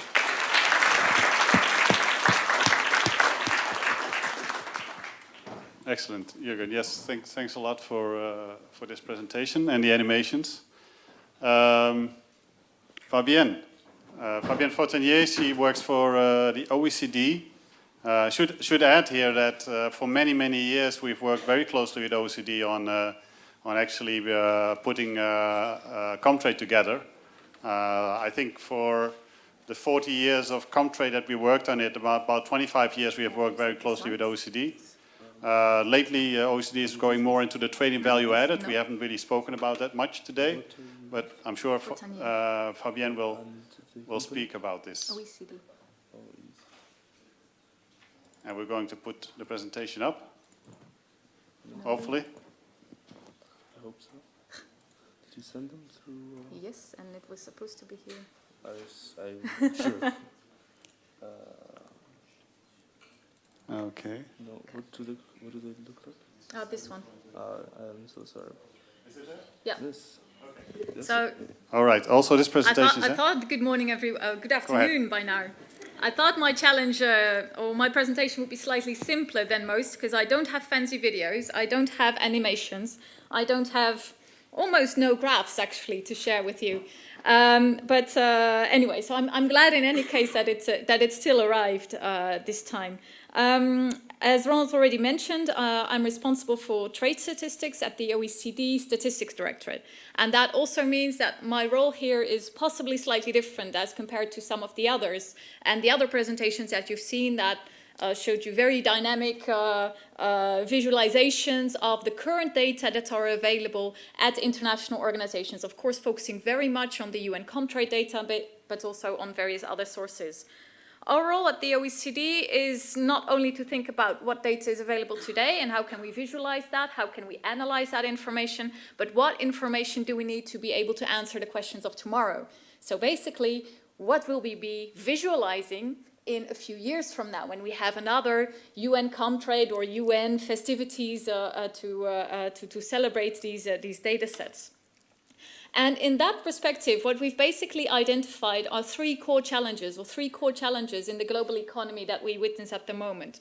First, and that's the topic that I'll talk most about because that is the part where we have been already making quite a lot of progress, including on building on the UN Comtrade database, and that's the global fragmentation of production, where we see the gross trade flows or the regular trade flows that we have seen presented by a variety of presenters today, they increasingly embody components and therefore also value that is created elsewhere. And that means that only analyzing these merchandise trade flows or these international trade flows on a gross basis really provides an incomplete and sometimes even misleading picture of international trade. So the gentleman from Harvard who is buying his Swiss watch for his wife, I mean, it will be a nice Swiss brand, but yeah, the Chinese and Hong Kong components will actually be in that particular watch, which is why you identify these gross flows in the data that were visualized. A second element that is important and that we haven't touched upon or only very little touched upon today is the role of multinational enterprises in international trade. We see that international trade is no longer just international commerce of countries negotiating with each other, but we need more systematic information on the role of MNEs in international trade, which is why I think the example that we saw at the beginning of Abrams was actually quite inspiring and interesting to explore further. We know that we need more information on the relationship between trade and investment and on the role of multinationals in global value chains. The third challenge, which is something that we need as international community to develop more data and more statistics on, is digitalization. We've seen the internet, the movement of data across borders are really changing the nature and the pattern of international trade. We see consumers buying internationally. 20 years ago, not a single consumer would buy products internationally. We see new players from Uber to eBay to Facebook emerging and that are really changing the nature of existing industries. And we have absolutely no clue how big these trade flows are, how much of international merchandise trade is ordered online, how much of international services trade is digitally delivered. So these are the questions that we at the OECD Statistics Directorate, in collaboration with many other international organizations, but in particular with national statistical offices, are exploring. How can we provide the statistics on these types of topics for insights that we can develop down the road? As I mentioned, the first challenge on global production is one where we have already spent quite a lot of effort. And I think many of you will already be familiar with the initiative that we undertook together with the WTO to measure international trade not on a gross basis, but on a value-added basis, where the idea is really to increase our understanding of the process of globalization by providing insights into value added that is created by each country and each industry in the production of the goods and services that are consumed worldwide. These indicators are derived from an inter-country input-output table. I'll not go into great detail. It is created by combining the international trade statistics on merchandise trade from UN Comtrade, as well as on international trade in services. And there's one word that says balanced, which means all trade asymmetries are reconciled. And this work takes place in collaboration with national statistical offices. And we will shortly start to release these data as well on a standalone basis. So hopefully some of the work that was presented here today in reconciling trade flows will be less necessary when this data source becomes available. These balanced trade data are combined with supply news tables to create this inter-country input-output table. At the moment, we're covering 63 countries with indicators up to 2014. A few sort of old-school type of graphs, no animations, no funny things moving, but it does illustrate some of the key points that I was talking about, is that first of all, exports require imports. Even if in not all countries the import content of exports has returned to pre-crisis level, we do see that also in recent years export success requires imports. So this graph shows the foreign value added in total exports. How much of your country's total exports actually consists of components, intermediate products that have been produced abroad, not only as the immediate purchase, but all the way back in the chain. So from the Chilean copper all the way to your final product that includes that particular natural resource.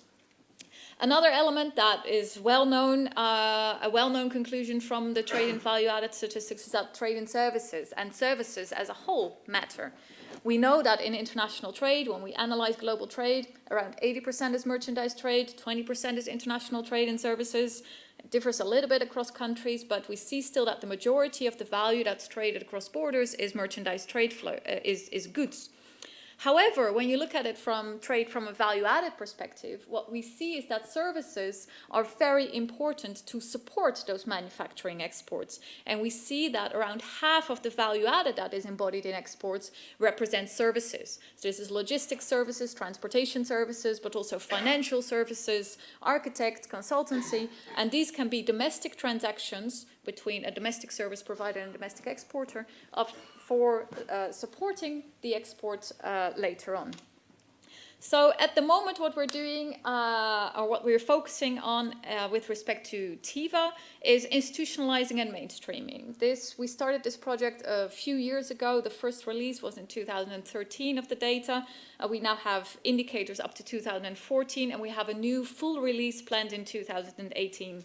Where we increase the number of countries involved, increase the level of detail of industries, of course improve the timeliness, but an important part of the work is also to improve the statistical foundations. Supply news table on the one hand side, but in particular when we're talking about international trade, on developing benchmarked and balanced international trade statistics, again together with our colleagues from the WTO on developing international trade and services statistics, where all the missing data are estimated, where the differences between countries on exports and imports are balanced.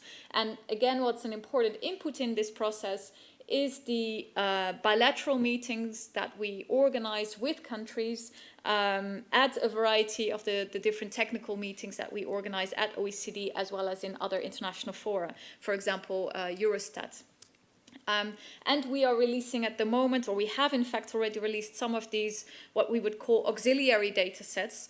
We have a detailed database on CIF-FOB margins by product and by trading partners. We have detailed data set on trade price indices, which have been used to develop these nowcasted indicators up to 2014. So hopefully also in that process we create transparency about how TIVA is created, but also provide components of analysis that have been vetted by national statistical offices and that can be used in additional analysis for a whole variety of different purposes.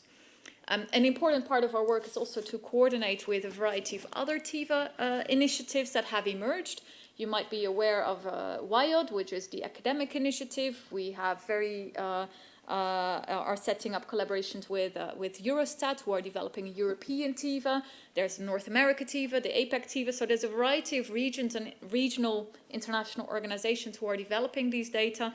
And one thing that we are doing at the moment is coordinate that work, making sure that all the methodology that is being developed is consistent and that the final data sets that will be published are also fully consistent. So this is a way of pooling actually all the statistical resources and people and the expertise around the world to improve the quality and the granularity of these estimates. However, I mentioned already, we go beyond TIVA, and I have one slide for this, so it will be very short, but I'm happy to discuss this in more detail. One of the things we are working on at the moment is to better understand the role of multinationals in global value chains. If you currently look at the TIVA data, they'll tell you lots about countries, they'll tell you a lot about industries, they'll not tell you about which enterprises are actually doing that international trade. So we are working at the moment on a variety of initiatives. We have some first examples, and I'll have a whole list of links at the last slide of reports that actually indicate, for example, that multinational enterprises, when they're active in a country, create a lot of backward linkages. And of course, that's something that we knew from academic research, but this is now also for the first time that you see these types of elements going on or being identified within statistics and being identified in a way that is fully consistent with other international trade statistics and with, for example, countries' national accounts data.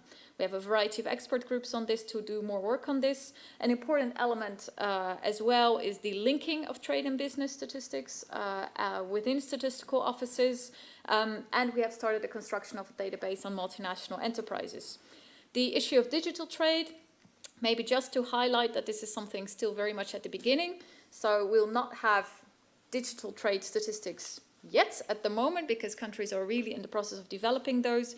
On our part, we are supporting that development by having developed a methodological framework, and we'll have an expert group meeting in October. So for those national statisticians among you who have not yet heard about this, please contact me during the break should you wish to attend.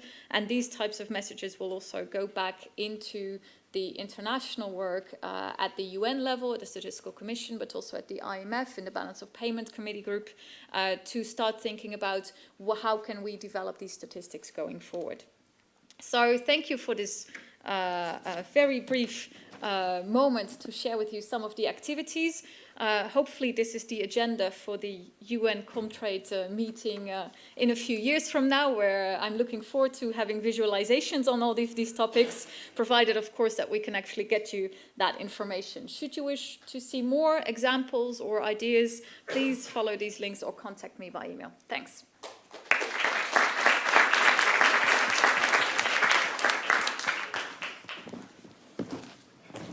Thank you, Fabienne. A lot of things going on, a lot of new things going on at OECD. We go on to one of the other partners, the International Trade Center here from Geneva. Christian de la Chenelle will show us some of the applications they use at ITC. While they are setting it up, Christian and I were, not even 2 weeks ago, we were in China doing a workshop together with the customs of China and some regional statistical officers. I mean, officers from the region. So just to say that we are very, very closely in touch from the international organizations with the statistical officers in the way trade statistics are being done, and also for the new developments. We'll try to stay close and work with them directly. But now, Christian, please. Okay. Good afternoon, everyone, and thank you, Ronald, for inviting ITC to participate in the Comtrade Data Fair. So I have only a few minutes to give you the desire to better know the ITC applications.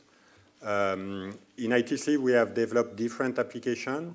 One on FDI data, one on tariff and non-tariff data, one on public procurement data, one also on sustainable standards. But today I will focus my presentation on two applications only and two ways of visualizing data or disseminating the data. So the first one is the latest application developed by ITC, and it's on the potential trade. So to calculate the potential trade, we have combined indicators on the projected supply capacity for the exporting countries, the projected demand on the import side, and the easiness of doing trade between countries. And as you can see, it's possible to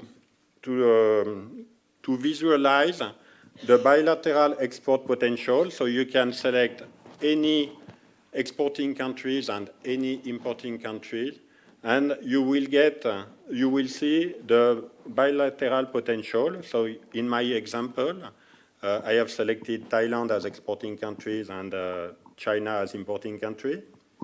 And you can see on the tree map that computer data storage units is the product with the most important potential between these two countries. So the percentage, you see that 52% corresponds to the actual trade between these two countries for this product. And so, and the gray part correspond, the remaining percentage correspond to the untapped potential trade. And if you put the mouse over the graph, you can see an example for natural rubber latex that you can get the export potential. That is the sum of actual exports plus untapped potential. It's also possible to select any product and any exporting countries, and you will get the potential market from the list of all importing countries. So in my example, I have selected Benin and pineapple.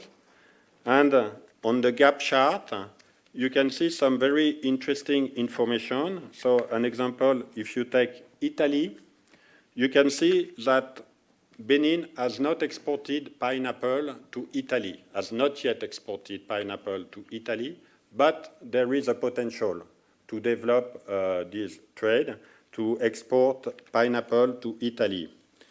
And the potential trade is $150,000 for pineapple.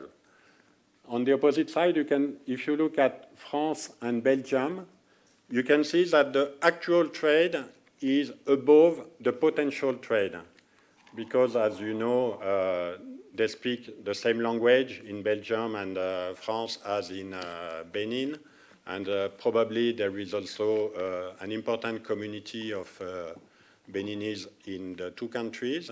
But it's important to know that in the future, it's possible that the market share of Benin in France or Belgium could decrease. And so from a promotion and from a perspective, it could be interesting to investigate the Italian market instead of France or Belgium. So that was the first application that I wanted to present. The second one is a different way of disseminated trade data that has been implemented by ITC. As you know, trade statistics are very important if you want to develop an export strategy or if you would like to do a market study. And in many countries, trade data is not available on their website. And so there was a request from the National Statistical Office of Malawi to ITC, because they received many requests from ministries, from academia, from the business community to get trade data, but the information was not available. And so there were different options. And ITC has proposed to customize our trade map application and to display the Malawi trade data available in trade map on the NSO website. And so it's what has been developed. And as you can see, it's exactly this information is coming, the trade statistics are coming directly from trade map online. And as you can see, it's exactly the same look and feel as the NSO website. So it means that for the user, there is no difference. And for the user, it's a data producing by the NSO, even if it comes from ITC trade map. There is also a second advantage of this information. There is no duplication of database because the data is stored only in trade map. there is no impact also on the performance of the Malawi server, because the information is arriving directly from the TradeMap server. And also, each time the Malawi is sending ITC the trade data, we update TradeMap, and automatically the information is available on their website. So you see it's a new collaborative approach where there is no duplication of information. And also, there is a third advantage that the users can directly access to the FDI data, so the Malawi FDI data available in ITC application, as well as all the public tenders available in Malawi that are also available in the ITC databases. So there are some deep links from this application to other ITC applications, and users can access all this information without username and password. And also the users can benefit also of the many criteria available in TradeMap. So as you can see, they can easily switch from the export to the import or trade balance or re-exports. They can also access some trade indicators that are pre-calculated, but they can also access the yearly, quarterly, or monthly time series from the most aggregated level to the tariff line level. That's important. They can access also the service trade data available in the ITC TradeMap. Sorry. And it's possible to online calculate some indicators like unit value or growth on unit values, and this can be done in more than 18 different currencies. So that's also quite interesting to see the impact of the exchange rate on the price. So that was the two applications that I wanted to present to you today. Also, regarding the future development, in ITC, we have already started to work on a new application that will integrate all relevant information from different databases. So there will be the trade data, the potential trade. There will be also some information about the tariff and non-tariff measures. And we are developing this new application also in partnership with our parent organization like WTO and UNCTAD. And this should be available next year. And so on now, if you would like to get some additional information about the methodology or the applications developed by ITC, I invite you to visit the ITC booth that is available in the hall, or you can contact us also at this email address. And I thank you for your attention.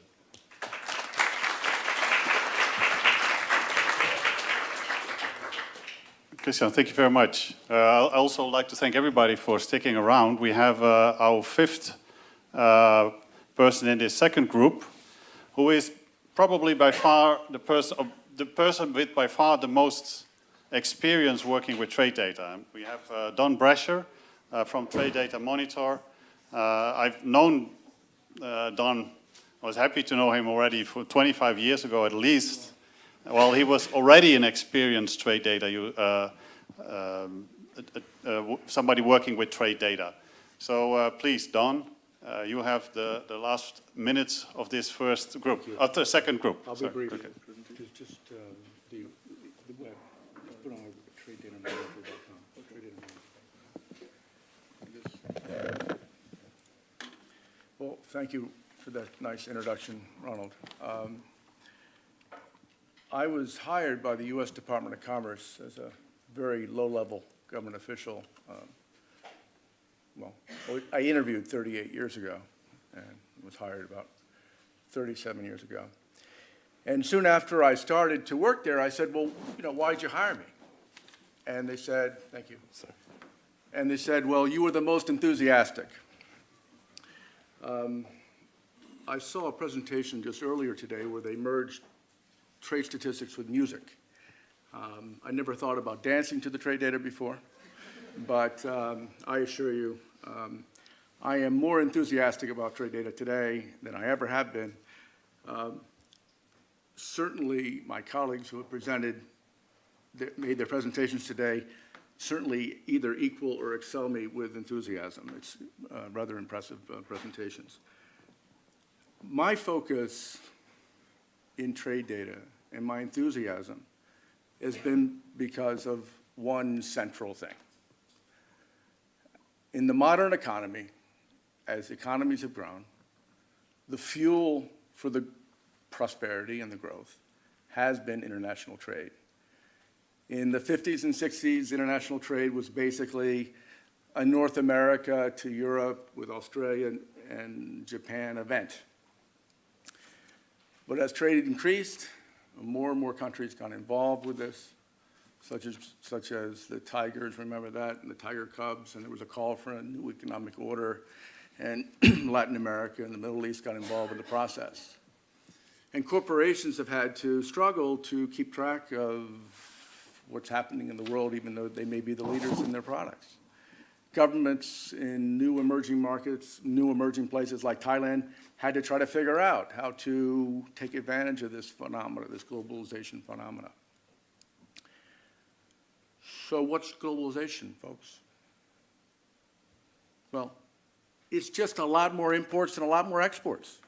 And so if you want to know how to play that game of globalization, you need to know what the imports are and where they're coming from and where the exports are and where they're going to. What I've been doing for the last 30 years ago, since I left the government, is focusing on how governments have put together their trade statistics, what are the methodologies, and trying to put it into a system that allows people to have quick and pure access to it. And I've worked with governments all around the world in doing that, as well as corporations and so on. And we find that there are nuances to trade statistics. The Chinese trade data is not put together the same as the US trade data or the German trade data or the Canadian trade data. There are differences. My company is called Trade Data Monitor. If you use trade data a lot, particularly monthly trade statistics from lots of sources, I bet we can be of use. That's sort of my calling. I would just like to finish with that message. The application of using trade statistics is highly particular. If you're a soybean trader, or if you're a trader of oil, or if you're a trader of crude oil, or if you're a government trying to promote your exports, there are different things you have to look at. We empathize and we understand those nuances. Just to give you an example,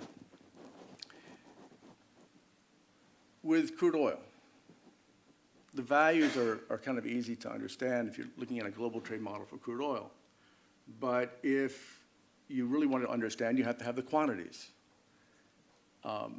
Europe publishes data in liters, the United States in barrels, other countries in different units, and so you have to convert them all.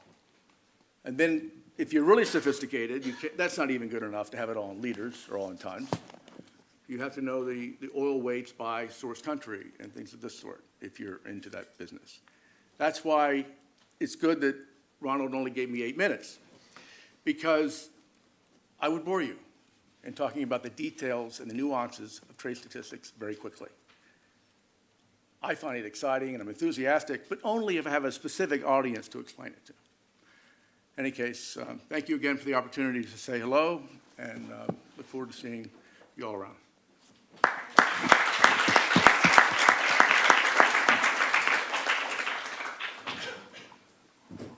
Thank you, Don, for those insights. I want to see if I have with a show of hands if people have questions for the last 5 presenters.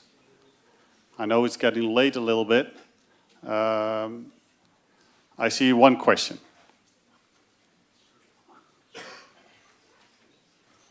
There's a mic coming behind you.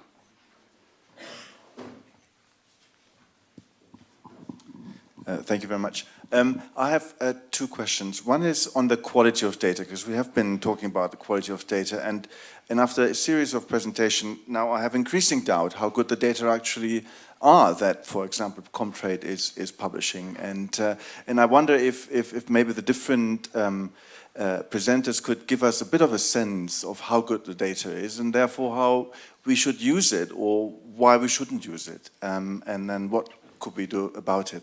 That is one. And the other is, I'd like to take advantage of, to ask the audience, given the, how diverse you are, if you have heard about this one here, TradeCan. Because TradeCan seems to be the predecessor of what all of you guys are doing, namely to try to analyze trade data on the basis of Comtrade. And this was launched in the 1990s by the UN. And I wonder if there's someone who knows this or knows what it has become. It was lastly promoted by the World Bank. Please do let me know. I'd like to know. Thank you. Okay. So I think I will take your question, and I'll answer for my panelists also in the interest of time. So I think this sort of follows up a little bit what Don is saying, is that you will have to look a little bit behind the data when you use them. Whenever we're trying to, there's a lot of work going on these bilateral asymmetries, right? I always say that it's not that countries erroneously report. It's more that there are methodological issues, why things are different, classifications can be different. And there can be reasons why those goods are being classified differently. Now, the fact that there are bilateral asymmetries is a problem, right, in a lot of these applications, because for these inter-country input-output tables, you need to have matching data. And for other applications, as what Baki was showing, you have matching data. So we try to do our best to see how we can match that. Again, I don't think it's bad data. It's that we, for purposes, try to see if we can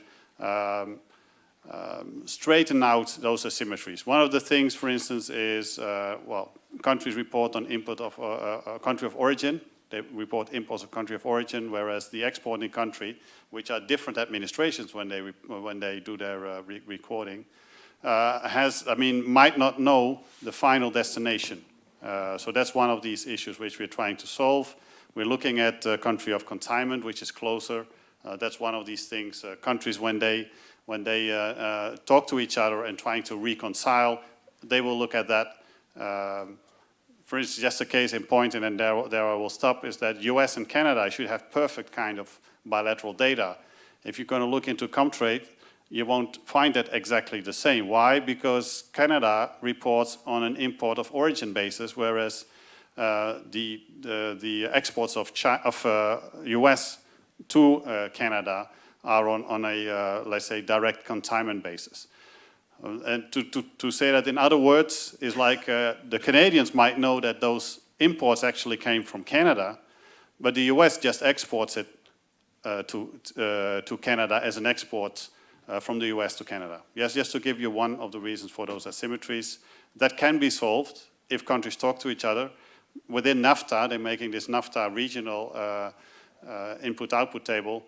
There, the three countries, US, Canada, and Mexico, are sitting together to try to reconcile. One of the ways in which we can improve trade statistics, it's a very time-consuming work, but it is happening. So we will see new data sets, we will see improved data sets, we will see data sets where these asymmetries are lined up. We still will have Comtrade, where a lot of the asymmetries are still in there, because we will take the data as reported officially by the countries. So you have to use it as well as you can, and not blindly, let me put it this way, when you start using trade data. Okay, and there are new developments, trade and value added. There's also a database there, have a look at that. I think from all of the applications which we have to see, I think they're very valuable in each different way. So this is it. I had one presentation from Marky coming up here. Given that this is a UN Comtrade Data Fair, I'm very happy that everybody's still sticking around. So for that, Marky will show you some of the new developments which are taking place with Comtrade.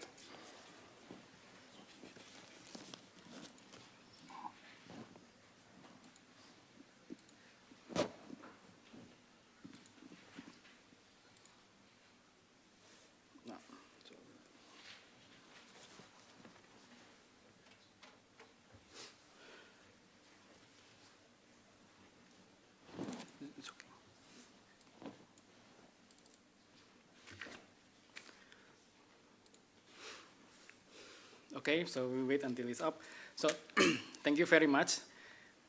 So basically, I am a go-to person if you have something to complain about Comtrade. So that's the first thing, okay? And of course, if you have something to compliment about Comtrade. So this is the first time we have the user groups. I have been meeting producers of the data itself, which is a National Statistical Office, Customs Authority, sometimes central banks, a lot. But this is the first time I see you guys. So thank you very much for coming, and we hope that we can keep our relationships also maybe for the next data fair. So this is just like what we think about the future of Comtrade with some information in there, okay? So the first, we would like to give you some usage statistics about how Comtrade are being used. So I put up a simple visualization in here. So you can see like a type of users. So some of you will be part of organization, some of you will be part of academia and so on. And most of the people in the world is a guest user, so we don't know who they are. So you can see that number of users and number of queries are dominated by guests. Right? This is like someone in China, someone in Africa, and so on. And they are quite downloading billion of records in a year. But if you look at academia and research institutes, you don't even see the number of users because it's so low. But they're downloading, there's almost 300 billion records in just 1 year. So you are part of the guilty people there. But this is what we want, because when we put Comtrade, we want you to use it. And this is just a simple slide that people are using it, including the government, enterprise, and so on. So our challenge is that to make sure that when you access Comtrade, you will get data immediately. There is no timeout, there is no error, and so on. And then if you look at the more of kind of the data type that they download, so I'm sorry for the typo. So the majority is the annual data, merchandise, because this has been there. Many research institutes, many users are familiar with these data sets. But we are also, have a monthly data. That's okay, it's 11% of the requests, so it's not bad. And we have a services, also around 10% of the requests, which is very good. And we have a small set that we call MBS. So this is a part of our trade indicators that are published through a monthly bulletin of statistics. So inside we have trade indices, we have an indicator of fuel imports, and so on. So you can take a look later, but it's growing. So we are working on the Comtrade Plus for some time. You know that our business is very simple, so we get the data, we process the data, and then in the Comtrade data warehouse, we have bulk files that some of you download, and we also have the database files, and both of them are accessible through API. And then you guys will use it for visualization, for further processing, and so on. So this is our traditional, right? So when we released the new Plus system, so in the processing point of view, the system, the processing side, so we will have an improved methodology. So, and then more automations, because once we start processing monthly data, this is a heavy burden for us. So we want to make sure that there's more automation in our processing. The improved methodology, for example, we are improving the methodology on the detection of outliers, and we have been talking with some counterparts on how to better identify some outliers. And then we're also looking into better estimation of quantity, right? and then there is some other interface, better checking and so on. So that's our processing plus. And then in the dissemination plus, the most important thing is that we will add more data sets or data items or data columns. So for quantity, we are going to still keep this WCO recommended unit, but in addition, we are also going to keep the countries reported unit, because currently we harmonize everything in the 12 units of WCO. But in the future, near future, we will keep as reported by countries. It means that, for example, for oil or petroleum products, you would get a barrel, not just a kilogram, which is recommended unit, right? So that's the first. And then the second is that we would like to have the second partner country. Ronald mentions earlier that the way the trade flow can be origin or consignment. So currently in Comtrade now is only one partner countries. So in the next versions, depending on availability from the country itself, we would have two partners. So one is the origin and one of the consignment in case of imports. So by having this, it may be possible to reduce bilateral asymmetries. Another data item that we would like to add is a mode of transport. So this is not new in some of the data sets, but for Comtrade, it's new. I'm sure that long time ago, Comtrade had mode of transport. For some reason, it was stopped, and then now we're going to revive it again. And then another data items that we would like to add is the custom procedure codes, or we can say harmonized custom procedure codes. So, because now what you see from Comtrade is only export and import flows, right? By having these more details on the flow, you will find like the flow that coming to the custom warehousing, the flow that will be coming to the export processing zone, or the flows that going out for outward processing, and so on. So by having this, you will have more data set for analysis. And of course, after a few years, or maybe 10 years, when we meet again, we will see totally different analysis of these data sets, because you have, much more bigger data. And the integrated metadata, so, Comtrade have some metadata, but it's not really integrated.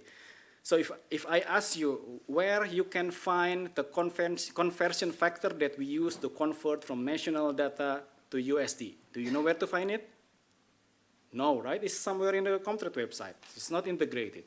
So this kind of information will be closely integrated so that you or the end user can easier to interpret these informations. Of course, another metadata that I can share with you is that, so in every time we release the data, we also put when we receive the data from countries. Do you know where to get it? So for example, we publish Swiss data. So when we release it, we put the information when we exactly receive this data and from whom, from which authority from countries.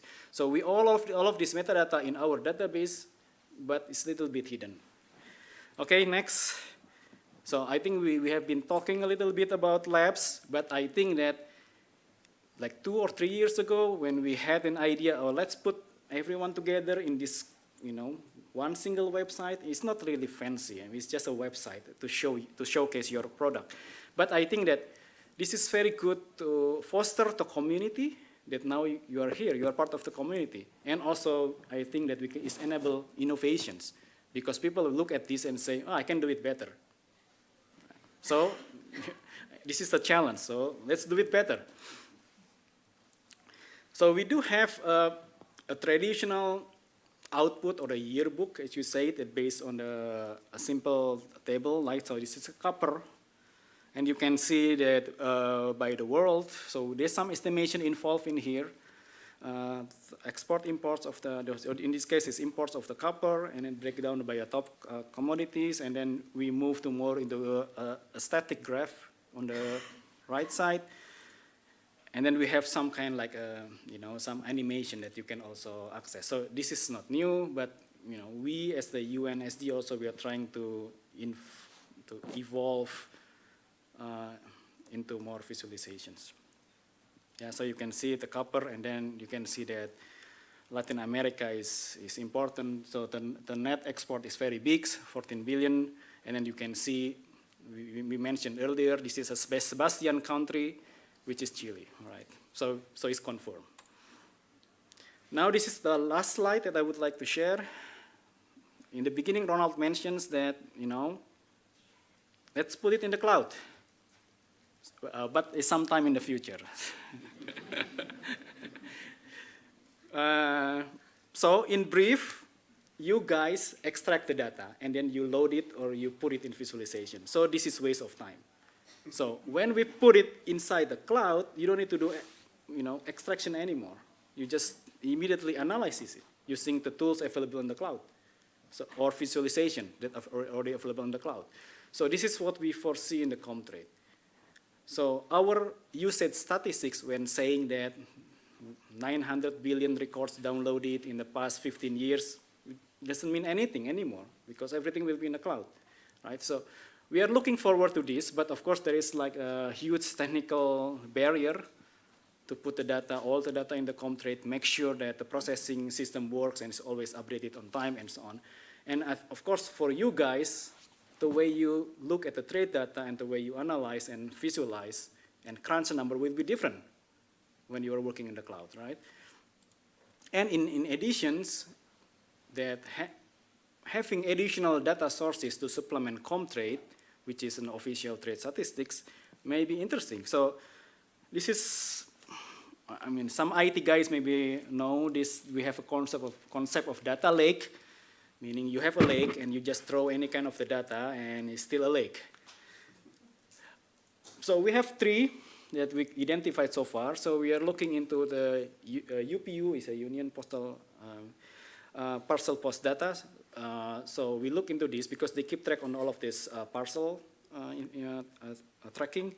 And then we also look at the ICAO aviation flight track records that have some information on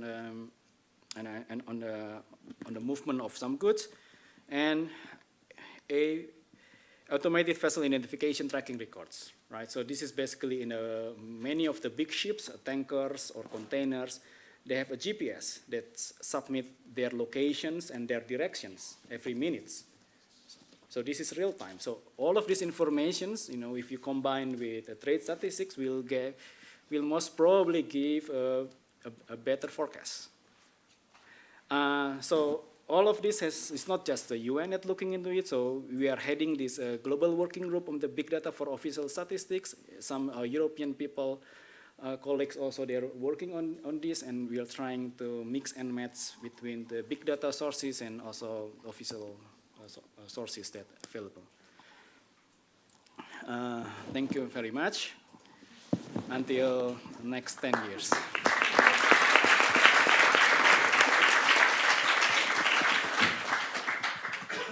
Thank you, Marky. So this gives you an overview about new developments. We'll see when this will actually be realized. We are already close to 3 o'clock.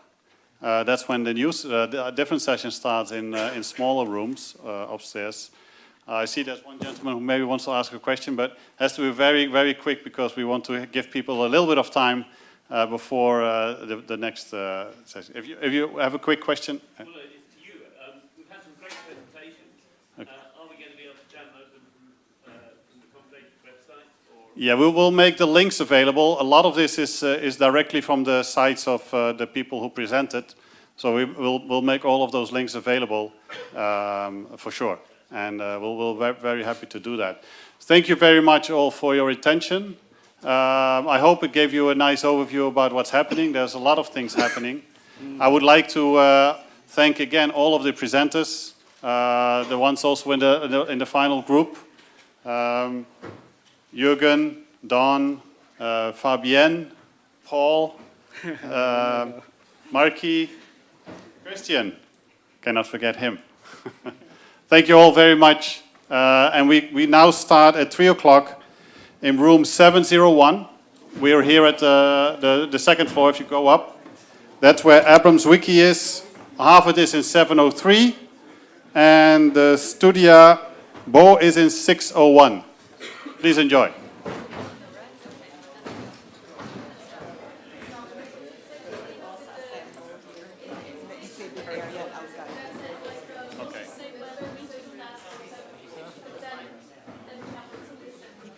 all have to find.